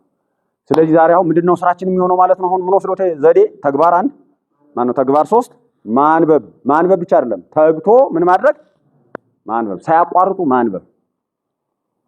ከዛ 4 ተግባር ጋር እንገባለን። ተግባር 4 ደግሞ እያሰላሰሉ ወደ ማንበብ መሸጋገር ማለት ነው። አሁን ትጋት ላይ ምን እንጨምርባታለን ማለት ነው? ማሰላሰል እንጨምርባታለን። ትጋት ላይ መጠየቅ እንጨምርባታለን። ትጋት ላይ መመርመር እንጨምርባታለን። ትጋት ላይ ማመንጀክም እንጨምርባታለን። ማላመጥ ማለት ነው። በጣም እናነባለን አይደል? እንሰበስባለን። ሄደን እንደ ጎባሽ በሬ ምን እናደርጋለን ማለት ነው? ስናነብ እናግበሰብሳለን ማለት ነው። ቀንም ሌትም እንበላለን ማለት ነው። ከዛ ቀስ ብለን ደግሞ ምን እናደርጋለን? ጋደም ምንልና ማመንጀክ እንጀምራለን። እሷ ምን ትባላለች? ማሰላሰል። እኔ ዘዴዋን ምን አልኳት? ሳረግ ስለነበረ ነው። መዝሙረ ዳዊት ስማር የመጀመሪያ ዓመት ሁኜ ሲመጣ መዝሙረ ዳዊት ነው ያገኘው። ሊቀ ሊቃውንት እንትና መምህር ሃይማኖት ነበሩ። ለኢኮኖሚ የሚባል አንድ አሜሪካ ሄዶ ነበር፣ እሱ ሙቷል። እና መምህር ዳዊት ሊቀ ሊቃውንት ዳዊት ማለት ነው። እነሱ አንድ ጉባኤ ነበሩ፣ መዝሙረ ዳዊት ነበሩ። እኔ ብቻዬን የገባው የእንታ ገብረ ስላሴ ጋር ተማሪ። ልክ ስገባ ሳገኛቸው መዝሙረ ዳዊት ነው፣ ጥሩ ነው፣ ዘር ያዝል ትግል ውስጥ ከመግባቴ ብሉይ ኪዳን ዘር ጥሩ ነው። መዝሙረ ዳዊት የለመድኩት ስለሆነ በቃል ያስኩት ስለሆነ ቶሎ ገባው። መዝሙረ ዳዊት የመጀመሪያው መዝሙረ ዳዊት ምንድነው የምትለው? ጋሬ ጻድቃን አይደለች? እሷ የመጀመሪያዋ ወዘህጎ ያነብ መዓልተ ወሌሊት ትላለች። ህጉን በመዓልትና በሌሊት የማያነብ ትላለች። ከዛ ይጃታለሁ። ዘሯ እኮ ተለምዳለች። ቅኔም ተምሬ ስለመጣሁ ሙያ ስለነበረኝ ለምጃታለሁ። ከዛ ትርጓሜ ላይ ደግሞ ይችን በመዓልትስ ይሁን በቀን እንዴት ይሆናል ቢሉ ይላል። በመዓልት ያነባል በቀን እንዴት ይሆናል ቢሉ፣ ምክንያት መብራት ያልነበረበት ዘመን ነው ትርጓሜው ሲሰራ ማለት ነው። ሻማ ማግኘት አይቻልም። ዛሬ ይሄ ትርጉም አይሰራም። ሌትም ቀንም ይቻላል አይደል? ወዘህጎ ያነብ ማለት ይበልጥን ለዛሬ ትሰራለች። ያኔ የነበሩት ግን በመዓልትስ ይሁን በቀን እንዴት ይሆናል ቢሉ ቀን የተማረውን ሌሊት ሲያሰላስል ያደርሃል። ኦኬ። ከዛ ቀስ ብዬ ደግሞ ማጥናት ሲጀምር ወዘህጎ ቅድም ባልኳችሁ እርከን 7 ደርሼ ግሪከኛ ቸክ ሳረግ ምን ይመጣ ጥሩ ነው ያነብብ አይደለችም። ወደ ግሪከኛ ቸክ እያረኩ ሲሄድ እየተቀየረች ሄደች። ዕብራይስጥ ጋር ነው እንጂ ስደርስ ይሄን ስታነቡት ምን ይላል? ወዘህጎ ያነብብ ህጉን በመዓልትና በሌሊት ያሰላስላል ነው አይደል የሚለው? ያነብብ አይደለም ያሰላስላል ነው የሚለው እዚህ ላይ ማለት ነው። እንዴ ያነብብና ያሰላስላል ምን አገናኛቸው ብዬ ጥያቄ ጀመርኩ። ከዛ ዕብራይስጥ ጋር ሲሄድ ያሰላስላልም አይደለም ያነባልም አይደለም ያመሰኳል ነው የሚለው ማለት ያኝካል ነው የሚለው ያመነጅካል ነው የሚለው። ኤግዛክትሊ በመዓልትና በሌሊት ቃሉን እንደ እህል ምን ይለዋል ማለት ነው? እንደ ሳር ያመሰኳል ማለት ነው። እንትኑ ነው አብሂል ነው ማለት ነው አነጋገሩ። አሁን እርከን 7 ጋር ስትደርሱ ይሄ ሁሉ ነው የሚገለጥላችሁ ሂዳችሁ ማለት ነው። ይሄ ሁሉ ነው የምታርጉት ማለት ቸክ ማድረግ የሚያስፈልገው ለዚህ ነው። ከቋንቋ መሄድ የሚያስፈልገው ለዚህ ነው። በግዕዝ ያነብብ ነው። ይሄን አማርኛ ሳነብ ምን አገኘ? ያሰላስላል አላለኝ። እንደገና ተጨማሪ ሳነብ በአጋዥ መጽሐፍ ነው የደረሱበት ግሪከኛ ከማወቅ ይሄ በአጋዥ መጽሐፍ ሲሄድ የግሪከኛው የዕብራይስጡ ያመነጅካል ያመሰኳል ያኝካል ነው የሚለው አለ። ከዛ ቸክ ሳረግ እውነትም እንደዛ ነው። ኦኬ በጣም ጥሩ ነው ማለት ነው። ይሄን ሁሉ ተሻግሮ እያነጻጸሩ ከማንበብ አልፎ ዕብራይስጥ ድረስ ደርሶ ይሄን ያህል ዕውቀት ከተገኘ በጣም ያሰፋል ማለት ነው ነገሩ። ይሄድኩኝ ማለት አሁን ምንድነው ፈልገው ማለት ነው እናንተ እያሰላሰላችሁ ምን ማድረግ አለባችሁ? ማንበብ። እያመነጀካችሁ ማንበብ አለባችሁ። የምታነቡትን ነገር ምን ማድረግ? ማሰላሰል፣ ማላመጥ፣ መጠየቅ መቻል። ምንድነው የሚለው ማለት መቻል አለባችሁ ማለት ዝም ብሎ ማለፍ መተው መቻል አለባችሁ ማለት ነው። በአፍ መፍቻ ቋንቋችሁ ነው የምታነቡት፣ ግን ትጠይቁታላችሁ የምታነቡትን ነገር። አራተኛው ላይ ሲደርስ እሺ እነዚህን የምታረጉ አራቱ እርከኖች አራቱን ተግባራት በትክክል የምትፈጽሙ ሰዎች ልትኖሩ ትችላላችሁ። አሁን ባላችሁበት ሌቭል ላይ ማንበብ የጀመራችሁ አላችሁ፣ የማንበብ ልምድ ያላችሁ አላችሁ። ግን ሳታቋርጡ ደጋግማችሁ የምታነቡ አላችሁ ሳታቋርጡ ጥሩ እያነበብ ነው ሳታቋርጥ። በቀን ስንት ምዕራፍ ታነባለህ?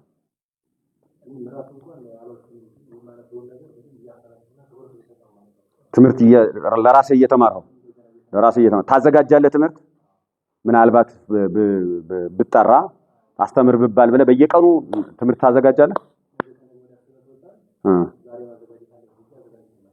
በየቀኑ አይደለም ግን አልፎ አልፎ ታደርጋለህ። በተደጋጋሚ ያደርጋል በየቀኑ ባይሆንም እንኳን ማለት ነው። መዓልተ ወሌሊት ስለሚል ቀንም ሌሊትም ነው አይደል? ከበድ ያለ ነው ወዘህጎ። ስለዚህ እሱ ምን እናደርጋለን ማለት ነው? እየጠየቅን እየመረመርን ደጋግመን እያሰብን ማንበብ አለበት። እያሰላሰል ማንበብ አለበት። ወደዚህ መምጣት አለበት። ይሄን ካደረጋችሁ ምንድነው የሚጠቅማችሁ? ጥቅሙ ምንድነው? በጣም ብዙ ዕውቀት ሊኖራችሁ ይችላል አይደል? በግዕዝ ቋንቋም በትርጓሜም በዜማም በቅኔ ቤትም ብዙ የሰበሰባችሁት አለ አይደል? እሱ ሁሉ ምን ያደርጋል? እንደ ሐረግ ነው የሚሳብ። አሁን ብዙ ጊዜ አላያችሁት ሊሆን ይችላል። ለምሳሌ የዛሬውን መዝሙር እኔ አሁን እዚህ ባነበውና መላልሼ ባነበው በእያንዳንዱ ንባብ ላይ ምንድነው የሚመጣው? በዜማ የያዝ ነው ይመጣል አይደል? የዜማው እንትን ቅድም ወንዘ ሰሙን እያሉ ነበር አይደል? ይመጣል ማለት ነው ዜማው። ልክ ወንዘ ሰሙን ስል እዚህም ወንዘ ሰሙን አለ ዜማውም ላይ ትዝ ይለዋል፣ በቃሉ ይዟል። ቀርቦ አርዳዩ ትመጣለች ማለት ነው። እንዘ ይብሎ ሳይነ ማርያም ይመጣል ማለት ነው። እዛው ህዝቡ የሚለውን ነገር ካለ ኦኬ ዜማው ከዚህ ነው የወሰደው ማለት ነው እያለ ይጎትተዋል ማለት ነው። ከዛ በኋላ ቀጥሎስ ትርጓሜው ይመጣል ማለት ነው። የተረጎመው ነገር ስንመልሰው ትርጓሜው ተሳብና ይመጣል። ከዛ ቀጥሎስ ቅኔው ትዝ ይለናል። ከዛ ምን ይሆንልናል ማለት ነው? ይሁሉ ተሳስቦ እንደ ሐረግ ጎትቶ ያመጣልንና ውስጣችን የታጨቀ ሀብት እንዳለ ያሳየናል። ከዛ በኋላ ምን ወደ ማድረግ ነው? ወደ መምረጥ። ለህዝቡ ምን ልንገር? ከዚህ ውስጥ ምን ትምህርት ላዘጋጅ? ስብከት ላድርግ? ትምህርት ላዘጋጅ? መቆንጠር ማለት ነው። ግን ያለንን ሀብት እንዳናውቅ የሚያደርገን ምንድነው? ደጋግሞ አለማንበብ፣ ስለምናነበው ነገር አለማሰላሰል፣ ስለምናነበው ነገር አለመጠየቅ፣ ለምናነበው ነገር የራሳችን ህይወት አይምሮአችን ውስጥ እንዲመላለስ እንጂ ህይወታችን እንዲነካን አንፈልግም። በቃ አዋቂዎችን አይምሮአችን ውስጥ ይታጨቃል። ያንን ነገር ከማድረግ ወደ ምን መሄድ አለብን ማለት ነው? እየጠየቁ እያሰላሰሉ ራስ እየተለወጡ ማንበብ ማለት ነው። አንድ ልጨምርና ጨርስላችኋለሁ። 14 ናቸው እዚህ ውስጥ ያሉት። 14 ተግባራት ናቸው ያሉ አንድ እርከን ውስጥ ማለት ነው። ግን አንድ ልጨምርላችሁ። ከዛ በኋላ የምናነበውን ንባብ የምናነበውን የንባቡን አንጓ መለየት መቻል። ትምህርትም ይሁን ታሪክም ይሁን በፈለገው መንገድ ይጻፍ፣ አንጓውን ምን እናደርገዋለን? እንለየዋለን። አንጓውን አንድና አንጓ ማለት ቀላል እንዲሆንላችሁ የማቴዎስ ወንጌል ምዕራፍ 1 በምንድን ነው የምታስታውሱት?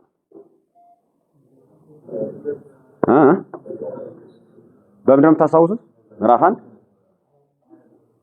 ስለምንድን ነው የሚያወራ ማለት ነው? የማቴዎስ ወንጌል ምዕራፍ 1 ስለ ኢየሱስ ክርስቶስ ሐረገ ትውልድ አይደል? ኦኬ። ሌላስ ተጨማሪ ያለው? ሐረገ ትውልድ ብቻ ሳይሆን ሌላም አለው። ሐረገ ትውልድን ዘርዝሮ ሌላ አይጨምርም? ምን ይጨምራል? የጽንሰቱንና የልደቱን ታሪክ ይጨምራል አይደል? እሱን ይጨምራል። ስለዚህ ምን እናደርጋለን ማለት ነው? በቀላሉ ምዕራፍ 1ን 25 ቁጥር ነው ያለው። አሁን እኔ በማስታውሰው 25ን ቁጥሮች ስናስባቸው የመጀመሪያው ስራው ወልደ ዳዊት ወልደ አብርሃም ይልና ጀምሮ 17 ቁጥር እስኪደርስ ድረስ ምን ያደርጋል? ሐረገ ትውልድን ይዘረዝራል። 18ኛው ተራ ቁጥር ላይ ወከመዙ ትውልደቱ ብሎ እንደገና ይጀምራል አይደል? እንደገና የኢየሱስ ክርስቶስ ልደትም እንዲህ ነበረ፣ እናቱ ማርያም ለዮሴፍ በታጨች ጊዜ ሳይገናኙ መንፈስ ቅዱስ ጸንሳ ተገኘች ብሎ ነው ይቀጥላል። እነዚህ ሁለቱ አንጓ ናቸው፣ ራሳቸውን ችለው ሁለት ናቸው። ኦሬዲ ልትሰብኩ ትፈልጉ የመጀመሪያ ስራቸው የሚሆነው ከ17 በፊት ያለውን አንድ ሰብከት ነው የምታርጉት፣ አንድ አቅጣጫ ነው የምታርጉት። ከ18 እስከ 25 ያለውን አንድ ነው የምታርጉት። አንጓ ላይ ከፍሎላቸዋል ማለት ታሪኩ ራሱ። ይሄ ደግሞ የበለጠ ግልጽ እንዲሆንላችሁ ምዕራፍ 2 ላሳያችሁ። ምዕራፍ 2 ስለምንድን ነው የሚናገረው? ስለምንድን ነው የሚያወራው? ስለ ምጽአተ ሰብአ ሰገል አይደለም፣ ብዙ ነገር ነው የሚያወራው። ማቴዎስ ወንጌል ምዕራፍ 2 ውስጥ ያሉትን ሰዎች 4 አይነት አድርጌ ከፍያቸዋለሁ። መዝግቧቸውና ለእናንተ ትመረምሯቸዋላችሁ። ከዛ ለእናንተም ለስብከት የሚመቻችሁ ከሆነ በዛው መንገድ መስበክ ትችላላችሁ። እኔ ስሰብክ ሳስጠና 4 ሰዎች ናቸው ያሉ ብያለሁ። አንደኛው ሰው ክርስቶስን በህይወትም በእምነትም በእውቀት የሚፈልጉ ሰዎች አሉ። አንድ አይነት ሰው፣ እነዚህ ሰብአ ሰገል ናቸው። ክርስቶስን በሆነ ነገር በከፊል ሰምተዋል፣ በሰሙት አምነዋል። ባመኑት ደግሞ መሰረት ክርስቶስን ምን እያደረጉ ነው? በእምነት እየፈለጉ ነው፣ በህይወት እየፈለጉ ነው። ሁለተኞቹ ክርስቶስን በአፍና በመጽሐፍ ብቻ የሚያውቁት በህይወት የማያውቁት አሉ። እነዚህ ነው ማን ናቸው? የካህናት አለቆችና ጸሐፍት ፈሪሳውያን። እነርሱ በአፍ ያውቁታል፣ በመጽሐፍ ያውቁታል። ለተጠየቁትን ጥያቄ መልስ ሰጥተዋል አይደል? ምን እየሆነ ግን ያውቃሉ? እዛ መንደር ከተማ ውስጥ ምን እንደሆነ ያውቃሉ? አያውቁም። መልሳቸውን ሰጥተው ወደ ቤታቸው ነው ያሉት። ንጉስ ሲጠራቸው መጡ፣ መልስ ሰጡ፣ ከዛ ጠፉ አይደል? ከታሪኩ ውስጥ ጠፉ። እነዚህም አንድ ሰዎች ናቸው፣ በአፍ በመጽሐፍ ብቻ ግን በህይወት የለም። ሶስተኛዎቹ ሰዎች ክርስቶስን የሚቃወሙ ማለት ነው፣ ሊገድሉ የሚፈልጉ ማለት ነው። በክርስቶስ ላይ መከራ የሚያውጁ ሰዎች አሉ፣ ሄሮድስና ተከታዮቹ ናቸው። አራተኛዎቹ ሰዎች ደግሞ ከክርስቶስ ጋር የክርስቶስን መከራ የሚቀበሉ ማለት ነው። እነዚህ ሰዎች እነማን ናቸው? እናቱ እመቤታችን ቅድስት ድንግል ማርያም፣ ዮሴፍ፣ ሰሎሜ። ቀጥታ ማቴዎስ ወንጌል ውስጥ የለችም ሰሎሜ፣ እንዳትሳሳቱ፣ ሌላ ቀን ማለት ነው። አለች ሰሎሜ? ስትሰብኩ ልክ ነው፣ ልማዳችን፣ ባህላችን፣ ትውፊታችን ስላለው ቶሎ ነው ብቅ የምትል አጠፋም። ግን ማቴዎስ ወንጌል ምዕራፍ 2 ውስጥ ሰሎሜ የለችም። እሱንም ማሰብ አለባችሁ ማለት ነው። ማጣራት የሚለው ይሄን ነው የሚያመጣ። በኋላ ከየት ነው የመጣች ግን ሰሎሜ ወንጌል ውስጥ አለች የለችም የሚለውን በኋላ ነው የምንሰራ ማለት ነው። አሁን 4 ሰዎች አሉ። እነዚህ 4ቱን ሰዎች ተከትላችሁ 4 ስብከት መስራት ትችላላችሁ፣ ወይም ደግሞ 2 ወይም 3 ወይም 1 ስብከት ማድረግ ትችላላችሁ። ችግር የለው። ታሪኩን ራሱን ተከትላችሁ ደግሞ ስታዩት ምን እንደሚያመጣ ተመልከቱ። ይሄን መጽሐፉን ዝም ብላችሁ የመጽሐፉን በማየት ብቻ ምን አይነት አንጓ እንደሚሰራ በቀላሉ መለየት ትችላላችሁ። ይሄን የመጀመሪያው አንጓ ከቁጥር 1 እስከ ቁጥር 6 ድረስ ይመጣና ቁጥር 6 ላይ ምን የሚል ቃል አለ መሰላችሁ? ቁጥር 6 ላይ ቁጥር 7 ላይ ይቅርታ፣ ቁጥር 7 ላይ ከዚህም በኋላ ሄሮድስ ሰብአ ሰገልን በስውር ጠርቶ ይላል አይደል? ከዚህም በኋላ ወይም ድረዝ ማለት ነው፣ በእኛ የለመድነው ወይም ድረዝ የሚል ያስገባል። አፍተር ዚስ በእንግሊዘኛ ከዚህ በኋላ የአማርኛው ይገባል። ቁጥር 7 ላይ እቺን ካለ በኋላ ቁጥር 13 ላይ እቺኑ ይደግማታል። አይደል? ቁጥር 13 ላይ ምን ይላታል? ይችን እነርሱም ከሄዱ በኋላ ይላል። አሁን እነርሱም ከሄዱ በኋላ ካለን ያኛውን የሰባቱን ፓተርን ደገመው ማለት ነው። ቁጥር 17 ላይ ይሄንን ይደግማል። ከዚህም በኋላ ሄሮድስ ሰብአ ሰገል እንደተሳለቁበት አይቶ ይላል። ይቀጥላል። ከዛ 19 ላይ ደግሞ ሄሮድስም ከሞተ በኋላ ይላል። ይሄ አይነት አካሄድ ምንድነው ማለት ነው? ንባቡ ከአንድ ታሪክ ወደ ታሪክ ነው የሚሄደው። ወደ ሌላ ታሪክ ሲሻገር ያሳየናል። ሽግግሩን የሚያሳዩ የታሪኩን አንጓ ምን እንለዋለን አይደል? እሱን የሚያሳዩ ቃላት አሉ። እነሱን በመከተል መለየት እንችላለን። አንዱ ዘዴ ነው። ሌላው ዘዴ ደግሞ ራሱ ይሄ መጽሐፍ ቅዱስ አሁን እንትን ይሰጥላችኋል አይደል? ፓራግራፍ ይሰራል፣ ገባ ብሎ ይጽፋል። እሱም ሌላ ሁለተኛ ዘዴ ነው። ሶስተኛ ዘዴ ደግሞ ርዕስ የሚሰጡ መጽሐፍ ቅዱሶች አሉ። እነሱን መከተል ትችላላችሁ። ለምሳሌ እኔ ኦርቶዶክስ ስተዲ ባይብል የ2000 ዓመተ ምህረት እንዴት ነው የከፈሉት ይሄንን ብዬ አጥንቻለሁ። እዚህ ላይም ጽፌዋለሁ። ለይቼ እንደዚህ አድርጌ አስቀምጫለሁ። ሰንጠረዥ ሰርቼለታለሁ ማለት ነው። ለምን እንዲረዳ ሌላ ሰው ማለት ነው። አሁን ይሄንን ስናደርግ ለምንድን ነው የሚጠቅመን? እንደዚህ አንጓ መስራታችን ለምንድን ነው የሚጠቅመን? ታሪኩ በምን ተነሳ፣ የት ቦታ ላይ ቆም ማለት፣ ከዛ በኋላ አቅጣጫው ወዴት ሄደ፣ ከዛ በኋላ ታሪኩን እየተከተልን ሄደን ስብከት እናወጣለን። ከየት እስከ የት አንድ ስብከት ላወጣ ምን። አሁን ብዙ ጊዜ የተነበበውን መጽሐፍ ሁሉ ልንሰብክ እንፈልጋለን አይደል? አይሆንም። ከሚነበበው ወንጌል ውስጥ የትኛው ነው ዋናው ሐሳብ፣ የትኛው ነው ላተኩር የሚችል፣ ሰዓቴ ይበቃኛል፣ የትኛውን ያህል ልሰብክ እችላለሁ ብላችሁ ሁሌ ማሰብ አለባችሁ። ይሄን ማድረግ ካልቻላችሁ የመጀመሪያ ስራችሁ የሚሆነው ለምሳሌ ዛሬ 21 እንዳለ ቢነበብ 21ን ሁሉ ታነቡታላችሁ። የይቱና ውርንጫዋ ላይ ይዞ ወደ ቤተ መቅደስ ሲገባ ታነባላችሁ። ሉቃስም ይነበባል፣ ዮሐንስም ይነበባል፣ ማርቆስም ይነበባል፣ ማቴዎስም ይነበባል አይደል? አራቱንም ሁሉ ታነባላችሁ? አትችሉም። ስለማትችሉ አራቱ ሁሉ ቢነበብ ልትሰብኩ ትችላላችሁ? አትችሉም። ስለማትችሉ ምንድን ነው የምታረጉት? ቤተ መቅደስ ውስጥ ገብቶ ያደረገውን ብሰብክ ነው ጥሩ? ወይም ደግሞ በአህያይቱ ውርንጫ ላይና በውርንጫዋ ላይ ሄዶ ሲሄድ የነበረውን የሕፃናቱን ምስጋናና የይሁድን ተቃውሞ ብሰብክ ነው ጥሩ? ወይም ደግሞ የዮሐንስን ወንጌል ስታነቡ ሌላ ታገኛላችሁ። ጉዳዩ ከአልዓዛር ትንሣኤ ጋር ተገናኝቶ ታገኙታላችሁ። ዮሐንስ ወንጌል ስትወስዱ ወደዛ ብሄድ ነው ጥሩ? የሆነ እንትን ይመጣል ማለት ነው። ሁሉን ማውራት ስለማትችሉ መምረጥ ያስገድዳቸዋል። አንጓ ለምን ይጠቅማቸዋል ማለት የታሪኩን አንጓ መለየት ለምን ይጠቅማቸዋል? ትምህርታችን ከምን እስከ ምን ይሁን፣ ስብከታችን ከምን እስከ ምን ይሁን፣ የተዘጋጀንበትን ያህል መንገድ ስለማንችል ምን እናድርግ የሚለውን ይጠቅማቸዋል ማለት ነው። አሁን እነዚህን ነገሮች ከለየን በኋላ በዚህ ሁሉ ሂደት ምን ማድረግ አለብን? መጀመሪያ ማስታወሻችን ሁሉ ያለ ማስታወሻ ሳኒዝ ይሄንን ብናወራ ምን ይጠቅመናል? እንረሳዋለን አይደል? አሁን እነዚህ አራቱ እርከን ውስጥ ከመጣን በኋላ አራቱን እርከን ጨርሰን ብንመጣና እዚህ ድረስ ዝግጅት ብናደርግ አንድ ቀን ለመስበክ የምንችልበት፣ በተለይ ደግሞ እኛ ዝግጅት አይደለም ትርጓሜ እናውቃለን፣ በቀላሉ እናስታውሳለን። ዜማ እናውቃለን፣ በቀላሉ እናስታውሳለን። የቤተክርስቲያን ታሪክ እናውቃለን፣ በቀላሉ እናስታውሳለን። እንዲህ አይነት የቀደመ ዕውቀት ካለን፣ የተከማቸ ነገር ካለን በዚህ መንገድ አራቱን እርከኖች እንኳን ጨርሰን ብንወጣ የተለየ አቅም ያለው ጉልበት ያለው ምዕመናን የሚጠቅም ስብከት መስበክ እንችላለን አንችልም? እንችላለን። የመጀመሪያ የስብከታቸው አቅም መቼ እንደሚነሳ ልንገራችሁ። አውደ ምሕረት ላይ አትሮንስ ላይ ስትቆሙ ስብከታቸው አቅም የሚያገኘው መጀመሪያ ህዝብ የሚናገረው ቋንቋ ለመናገር ፈቃደኛ ስትሆኑ፣ ህዝብ የሚሰማው ቋንቋ ለመናገር። ስብከታችሁን የመጀመሪያ ሽባ የሚያደርገው ምንድነው? ቋንቋ አለማወቅ። የህዝብ ቋንቋ በጣም አስፈላጊ ነው። ግዕዝ ቋንቋ ማወቃችን ይጠቅማል አይጠቅምም? ይጠቅማል። በስብከት ላይ መጥቀሳችን ይጠቅማል አይጠቅምም? ይጠቅማል። ያለ ምክንያት መጥቀስ ይጠቅማል አይጠቅምም? አይጠቅምም። ደጋግሞ መጥቀስስ ይጠቅማል አይጠቅምም? አይጠቅምም። ግዕዝ ቋንቋ ደጋግሞ ከመጥቀስ በምን ማጥናት አለብን? ለስብከት ከሆነ ለተማሪዎቻችሁ ትርጓሜ ቤት አንድምታ ስታስተምሩ ግዕዝ ደጋግማችሁ አንቡና አጥኑ፣ ተዘጋጁ። ለህዝብ ስታስተምሩ ግዕዝ ላይ ደጋግማችሁ ማጥናት ያለባችሁ ምን ለማድረግ ነው? ምስጢር እንዳትሳሳቱ ነው። ምክንያቱም አይምሯችሁ ውስጥ ስላለ በአማርኛ ስትናገሩ ምስጢር እንዳትሳሳቱ ግዕዙ ይከላከላቸዋል። ስለዚህ ከውስጥ ሆኖ ይጠብቃቸዋል ስተት እንዳትሰሩ። ግዕዙ እንዲህ ይላል፣ የግዕዙ ንባብ እንዲህ ነው እያላችሁ ብትደጋግሙለት ግን ምን ያደርግባቸዋል? ህዝቡ አይሰማውም። አንድ ሁለት የእናንተን የስብከት ሰዓት ምን ያደርግባቸዋል? ይጨርስባቸዋል። 3 አረፍተ ነገር በግዕዝ ትናገሩ 3 አማርኛ ትናገሩበት የነበረውን ጊዜ ነው የሚወስደው። በአንድ አንቀጽ ካነበባችሁማ ተውት። እንደውም በግዕዝ እኛ ደግሞ ስለሚቀናን በግዕዝ ቋንቋ በቀላሉ ወተወልዶ ኢየሱስ በቤተልሔም ዘይሁዳ በመዋዕለ ሄሮድስ ነው ይሄ ነው የሚቀናን እንጂ ጌታ ኢየሱስ በሄሮድስ ዘመን በይሁዳ ቤተልሔም በተወለደ ጊዜ ብለን ማንበብ በአማርኛ አንችልም። ቀጥታ በአማርኛ መጀመር አለብን። በአማርኛ ማስተማር ሲጀምሩ መስበክ ሲጀምሩ ገና ሰሚያችሁ ምን አቅም ያገኛል? በሚሰማው ቋንቋ ከሆነ ምን ያደርጋል? መዘጋጀት ይጀምራል። እነዚህ ሰዎች በደንብ ሊያስተምሩ ይችላሉ ማለት ነው። የቤተ ክርስቲያን ሰዎች ናቸው አይደለም የሚል ጥርጥር ከመጣ ግን ምን ታደርጋላችሁ ማለት ነው? ግዕዛችሁን ከዛ ጫው ናት ማለት ነው አመጡና አታብዙ፣ ጫው አታብዙ።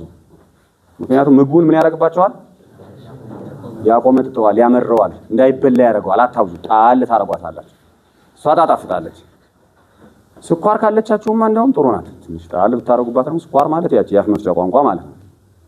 ሌላው ሰው የሚሰማው የአፍ መፍቻ ቋንቋ ከሆነ በጣም ደስ ይለዋል።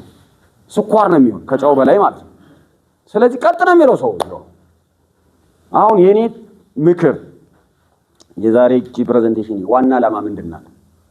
አዋቂዎችን ወደ ህይወት መመለስ ነው። ወደ ኋላ በመመለስ ካላዋቂዎች ጋር መዋል መልመድ ትችላላችሁ። አላዋቂዎችን መርዳት ትችላላችሁ። የማያነቡ እናቶችን መርዳት ትችላላችሁ። ግዕዝ ቋንቋ የማይችሉ እናቶችን መርዳት ትችላላችሁ። የሃይማኖት ቋንቋ ትምህርት ያለመዱ ሰዎችን በቀላሉ ማልመድ ትችላላችሁ። ልክ ህፃናትን ፊደል እንደማስቆጠር ሆናችሁ ማለት ነው። የሃይማኖት አሁን የስብከት አሁን የትምህርት አሁን ማልመድ ትችላላችሁ። ለዚህ ሲባል የፈለገው አላዋቂ ይመስላል ብትባሉ እንኳን መተው ትችላላችሁ። ግድ የለም። ድጓችሁን ማንም አይወስድባችሁ።